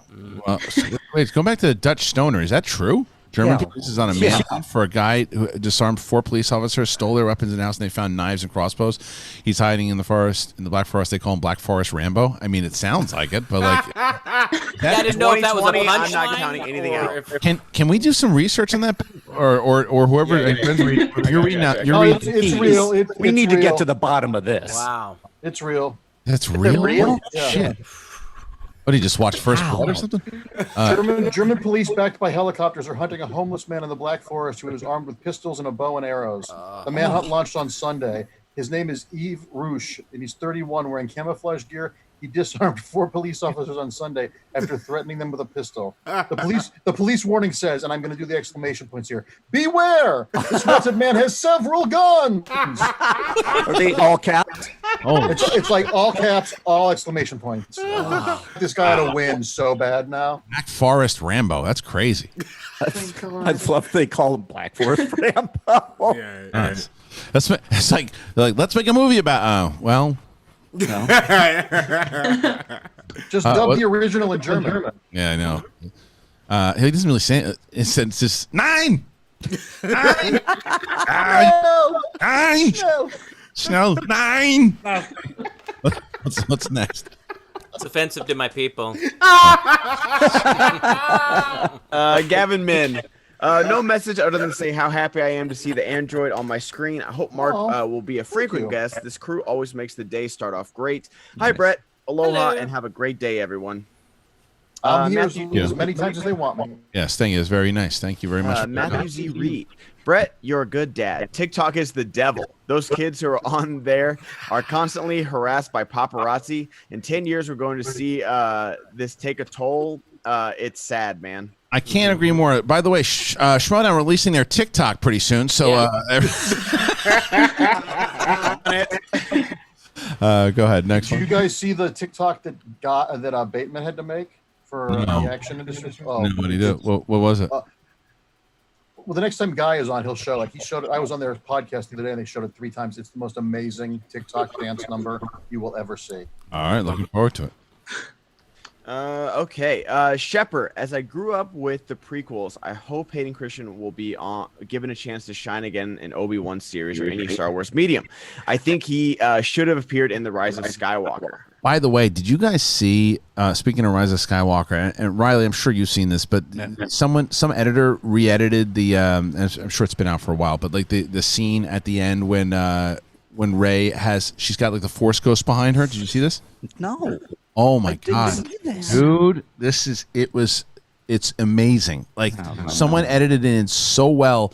Hayden Christensen is in the back, Yoda, Obi-Wan, and they're in the back and they're helping Rey, and they've got like the Force Ghost, and they're kind of, as she says, I'm one with the Force, whatever she's saying, or be with me, whatever. I can't remember what it was. But I have to send this to you. It is edited so well, and it fits in so well that I would have been cool with it because they use Hayden Christensen, and it fits in so well. That's how I'd like to see them return if possible. In seeing that's how I would have liked to see it, but it is what it is. I have a dumb question. I have a dumb Star Wars question. Is Baby Yoda in The Mandalorian actually Baby Yoda, the one we saw? No. It's just the same species. Okay. Yoda's been dead. It's after Return of the Jedi. Oh, okay. Yeah. Don't come at me on the line, folks. No. Come on, Mark. Andreyko. Come on, Mark. Here's what I have to say to you about that. Is Baby Yoda? Come on, Mark. It's in the name that he's the baby. The animation for this, like Ricky Gervais and his sidekick. We need these animated. Oh my God! I'm gonna make a reaction video. Come on, Mark. Giuseppe Stromboli is back. Yes. Harry Potter update. Ron had a romantic relations with a tree. Has anyone ever watched Wayward Pines? Recently found it and straight hooked me. It's got Twin Peaks vibe, especially the first season. No. Anybody else? No. It was the M. Night Shyamalan thing with Matt Dillon. Yeah, I watched the first season. There were a couple seasons of it actually, but yeah, it was him trying to do Twin Peaks. No. All right. Then I have seen that. It was a Fox show. Hello from Sweden. How are things going with the cinemas in U.S.? Here in Gothenburg, we have one open ATM. One open at the moment, showing classics. Every other aisle is closed off, and when you book one seat, 2 more either side gets closed, so there's distance. Seeing Empire on Friday. Nice. I mean, well, to answer your question, how's it going? Shitty. Yeah. Yeah. Ryan White, love Mark saying exactly what he feels. Reilly, have you seen the new Friday the 13th collector set from Shout Factory? Hi, Sabrina. Yes, I have, and I'm like Gollum right now. Me wants it. It's so good. It's so beautiful. There's some art in the actual Andreyko. Have you seen that? The art. If you buy it from Scream Factory, you get a 2-foot by 3-foot poster of the Jason art. That you get a poster begging to be framed. Yeah. And you get a lithograph of Alice with Jason jumping out of the boat at the end of the first one. I'm like, I am not working. I do not have the extra income, but I might go give plasma so I can afford that box set. Yeah. It is. It's 4K. tempting. 4K restorations of part 1, 2, and a 3D 4K of part 3. Come on. Wow. It's awesome. Whoa. Okay. All right. Fan-powered fart box. Nice. Wish I lived closer to y'all. I could help you with the air conditioning and refrigeration repairs. Y'all give me endless hours of entertainment and laugh. Good to see Sabrina and Mark. Mark, you inspired me to follow, to have discourse with people I dislike. Me, Mark, or Mark Reilly? Me? It sounds like Mark with a C, so I think you. yeah. Andreyko. It's you, Andreyko. Oh, well, good. I'm glad I could inspire something. Just Reilly doesn't don't inspire punch anyone. Them. Don't punch them. No, I do not. Unless they're Nazis, then you can punch them. So someone asked in the chat room. Someone talked about why hasn't there been a Bibiani Schmodown match in a while? Did he retire? No, he's playing in the tournament. His first match is, who the hell is he playing against? Oh, he plays the winner. Yeah, go ahead. I forget who. It's one of the play-in matches. I forget. It's James White and someone else. Sure, James White and Frank Moran. I'm pretty sure it's the winner of James White and Frank Moran. And you can watch our horror exhibition. Oh yes, and the horror exhibition there's one exhibition per month for patrons, and it's now up for $5 patrons and $10 patrons. Yeah, James White plays Frank Moran in the play-in and to play Bibbs. Woof, that's tough. Yeah. So James White or Moran are going to have their hands full. So, okay, next one. Sirlet Attenborough. Hey all, happy hump day. I'd love to see Cad Bane in the Obi-Wan series, and I think Jeremy Irons would be the perfect casting choice to play him. Thoughts? Schmominati.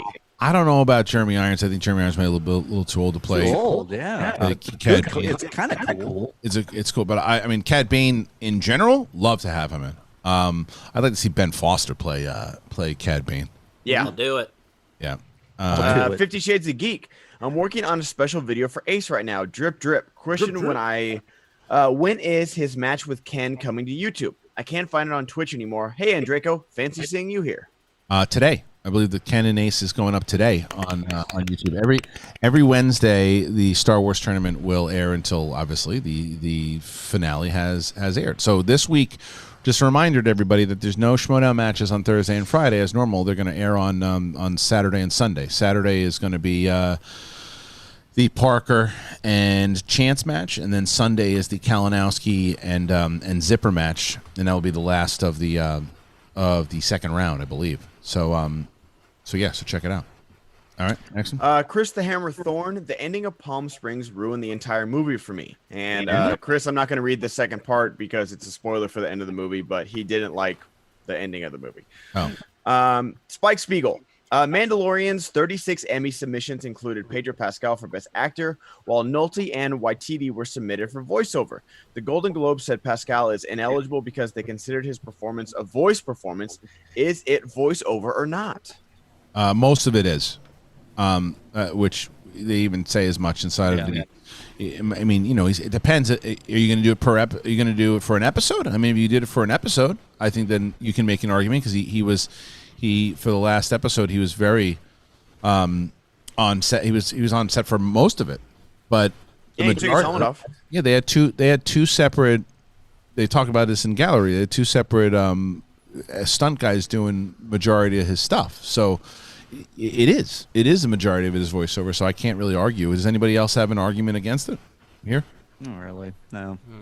Yeah. All right. Next. Yeah, we only see his face one time. Yeah. Alan David over on Super Chat. Christian, you never responded to my tweet about whether or not you'll bring back one-on-one with Kristian Harloff. I enjoyed the variety of guests you secured. Son of a bitch. Christian, I can't. I'm sorry, Brett. I'm sorry. Bringing it back. The answer is yes. It's just bringing it back every week. I'm not going to commit to that yet. It's a matter of guests and locking down guests. But so one of the reasons I'm only able to do the show like 3 times a week. This show 3 times a week is because we're like we announced, we're putting together a 36-person singles tournament. We are doing. We're going to start a teams tournament. We have teams contender matches. We have all these pay-per-views. We have other kind of big matches that we're working on. I've had two really, really fun conversations yesterday about some special matches that we're going to try to do. So my focus is really to put all of to get us some more content on Schmodown. So it's hard for me to watch the thing. It's hard for me to do these one-on-one interviews all the time because it's a matter of finding time. It's why I was able to do backstage yesterday because I didn't do SEN yesterday. So it's just a matter of splitting my time. But all those things will happen eventually. All right, what's next? Let's get ready to talk Schmodown podcast. Gator don't take no stuff. Gator don't play. #Gator. Yeah. So what they don't realize is that what they're trying to do is for Switchblade, I kind of helped with Switchblade moniker, right? And I figured it'd be kind of fun to have her overall be the nickname. If you keep telling me that you want me to change somebody's nickname to something, like they want me to change James White to the Gator, he's never going to be the Gator. Now, I would have considered it at one point, but the fact that those guys are hammering with it, he's never going to be the Gator now. I go back to the Golden Boy, and that's the worst nickname ever. But he'll be somebody, but it's not. I really think I know what I want to make him for what he's. I like James White a lot. I think he's a really good dude, But yeah, no. Now that Hamilton and those guys are pressure, you single-handedly killed the nickname. Congratulations. So officially the crocodile. Yeah. Then tweet at Kristian to name me Brett Shelf Life Sheridan so he doesn't bring that one up again. Hit him hard. Hit him hard with that one. He'll be the Knoll. How about that? I'll make him the Knoll. We make him the Knoll. I'll make him. All right. What's next? Another Skywalker. I want to rock right now. I'm Rob Bass and I came to get down. I'm not internationally known, but I'm known to rock a microphone. Thank you for that big time donation. Wow. Red Wolf. RB3, I want to start DBS. Should I start with Battle of Gods and Res F movie, then move on to season 3, or watch the first 2 seasons and on? Well, to be honest, I'm not familiar with Dragon Ball Super as much as I am with the original Dragon Ball Z series, so I don't know where they land canonically. That being said, I did watch all 3 of those movies in theaters, and I do recommend starting with, if you're asking what order you should watch the movies, you should watch them in release order: Battle of Gods, then Resurrection of F, and then Super Broly. They're all 3 amazing movies. So, cool. What's next? Ronaldo Dominguez III with a big donation on Super Chat. Just wanting to support you guys while you guys are still live. Thank you. Thank you. Again, I cannot thank you, and the crew cannot thank you enough for all these wonderful donations. They help. There's a reason why we've been able to keep the crew on for the last 3 weeks, because you guys have been coming in really strong with these donations and allowing us to keep the crew to keep on coming back. So thank you. And Ben, you said live, not alive, right? Live. Okay, yeah, it kind of sounded like alive, and it kind of live. Shattered me a little bit. We're almost at 500 likes. 2 people. We're at 490. Nice. So let's keep it. 525, no? Yeah, we're at 525, RB. Oh, okay. Oh, my bad. I didn't refresh. Sterling Attenborough with the next 2 questions. Agree or disagree, Rogue One is the best Star Wars movie from the Disney era? I'll abstain from this question. TC donated $20. Backstage was awesome yesterday. Harloff asked who our fave podcasters are. I love First Cut and the Cinefanatics. They're funny and live in Brett the Schmodown. Subscribe to both and go Switchblade. Check out Cinefanatics. Hey. I asked, look, those are all great podcasts. I actually asked in the Facebook group what your favorite Schmodown after shows were, because I'm looking to get more, see if there are any out there, looking to see who, like I said, if you can nominate 5 after shows right now, who would you nominate? And it was cool to see all these new shows and people that are kind of, Repeat the Question is one that I think people should be listening to. He's got his own website also. And it's been I look at his show now to update on news to see what's breaking, even though I was I did break that. That's great. But he's great. So let's keep on going. Oh, what was he asking? Oh, you know what? Rogue One, best Disney era movie. So I know a lot of people are putting their top 5s out there, and this is my top 5, and it changes all the time with Star Wars movies. My top 5 right now are Empire Strikes Back, New Hope, Return of the Jedi, Rogue One, and then Force Awakens. Those are my top 5. The reason why Rogue One has jumped for me after rewatching it again is because when I watch The Mandalorian and I watch Rogue One, those movies to me seem in the essence of what I liked about the original trilogy and what fit together in Star Wars. I like The Force Awakens a lot, but I still, after watching all three, and this is, you know, and you can get mad, but I just feel that after rewatching the new trilogy, all three of them feel like really fun, exciting fan films. And what I watching the Gallery series, and hearing what Favreau said, we made the pitch when we made this show that we wanted to make an homage, not an homage to Star Wars. We wanted to make an homage to the stuff that inspired Star Wars. That is, to me, why that works, why The Mandalorian works. To me, the new trilogy was trying to make Star Wars movies. They're enjoyable. Force Awakens is enjoyable. I'm not getting into The Last Jedi. And then Revenge of the Rise of Skywalker is a movie that is a popcorn fluff movie to me, but it is what it is. But to me, they just seem like very expensive fan films. Rogue One connected. I felt like I was connected to the universe. So that's a long-winded answer, but I will say that Rogue One to me is yes. To me, it feels the most Star Warsy out of all of them. Sabrina, what's your top? Yes. Ooh, top of all time? Top 5. It's actually super similar to yours. Definitely Empire, I would say New Hope, Rogue One, Force Awakens, and maybe Revenge of the Sith. I don't know. Yeah, it's creeping up there, but I do think Rogue One is the best out of the new Disney films. Yeah, so I guess that everybody else, I understand, trying to stay away from this topic. Let's me? Yeah. Next question from Sir Attenborough. Do y'all think Palpatine would be pro or anti wearing a face mask? But look what he did to Darth Vader. That's right. He made him wear a mask. Pro mask. It's pro mask. That's right. Pac-Man Dwain. Going back, what you was saying, Kristian, to me, if have all the money in the world, I'm not going to get all the streaming services if it don't excite me. Example, I will never get CBS or the horror one. Sorry to both Marks. I don't like horror to be having that. And part 2, same with CBS on there. Nothing on their service excites me. If I feel like people want everything, but it's okay to just have something that you love or like. You don't have to be a follower and have every one of the streaming services. Yeah, agreed. All right, next. Be Other can get it. Damn, Kristian, that rad 4K is valuable. Sold out online and going for over 100 on eBay. I was lucky enough to get a pre-order, and it looks great. Yeah, he did, and that's why, like, Ed, whenever we do get back to New York, I promised him that we hook him up with the VIP tickets to the next event. So, and I'll keep to my word on that. Schuenart. Yeah, Schuenart. Speaking of New York, I got Pizza Wagon from Brooklyn, and it was great. Yes. Oh, so good, isn't it? It's really solid. I'm taking $24 for a large pizza, which is a lot, but it's worth it. It's worth it. I'm taking the kids. $44. 24. Oh, okay. I'm taking the kids to see it this weekend. Nice. Let me know, Kristian. I know it's a drive, but if you ever want, there's a place called Me and Ed's, and it's like down by Long Beach, and it's like there's a bunch of Central Valley locations, and that's I don't know why there's just one randomly in Long Beach, but it's really, really good. I want you to try it. All right, cool. Let me know. Chris the Hammer Thorn. Considering how much you talk about the Schmodown tournament SEN lately, you should just merge the Patreons already. No. There it is. Garth Hartness McMurray.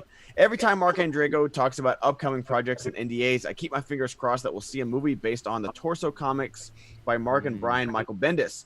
Elliot Ness hunting the Cleveland Torso murderer, one of the earliest serial killers. What was that again? I'm sorry. Real quick, guys. Does everybody have an extra 10 minutes or no? Yeah. Yes? Yeah. Okay, good. All right, let's do 10 more minutes. All right. Did we miss a Schmobot? Stay tuned on that last question. Well, that was after. I'll read this the Schmobot from PC because I didn't hear it. Backstage was awesome yesterday. Harloff, you asked who our favorite podcasters are. Yeah, oh yeah, that did get read. Okay. But that was the last one. I'll check super chat. We still have to, Brett still has to sing, right? Yes. There's one last super chat from Let's Get Ready to Schmodown podcast. Thanks for killing our dreams, Kristian. Yeah. Well, listen, Saki Mini Muffins donated $20. There he is. Okay, let's get this started. The people have been asking, rumors have been circulating weirdos ejaculating. So I'm here to tell you that effective today's Soggy is back and ready to raise some schlong. Hell yeah. I'm gonna be coming and coming hard. Be ready. Where you been, Soggy? Soggy's back, man. Soggy was like the original. We haven't seen Soggy. There have been new people who have taken Soggy's throne, whether it's Nerd. Hotel Nerd has taken it. Anthony Nugent has made a run, obviously, but PC has made a run. There's been a lot. Tongue Punch. A lot of different people out there, but Soggy Mini Muffins coming back for the title. All right, what's next? That was it. So let's get to that singing. So we did. Oh, so that was it. Okay, great. That was everyone. Hey, thank you to everybody out there who have done this. Streamlabs.com/theshmowdown. We are going to stop with any donations now because Brett's going to take us out with a little song. Brett, what do you got for us? This is my, I'll just do it. Who is Sylvia, what is she, that all our swains commend her? Holy, fair, and wise is she, the heavens such grace did lend her, that she might admired be.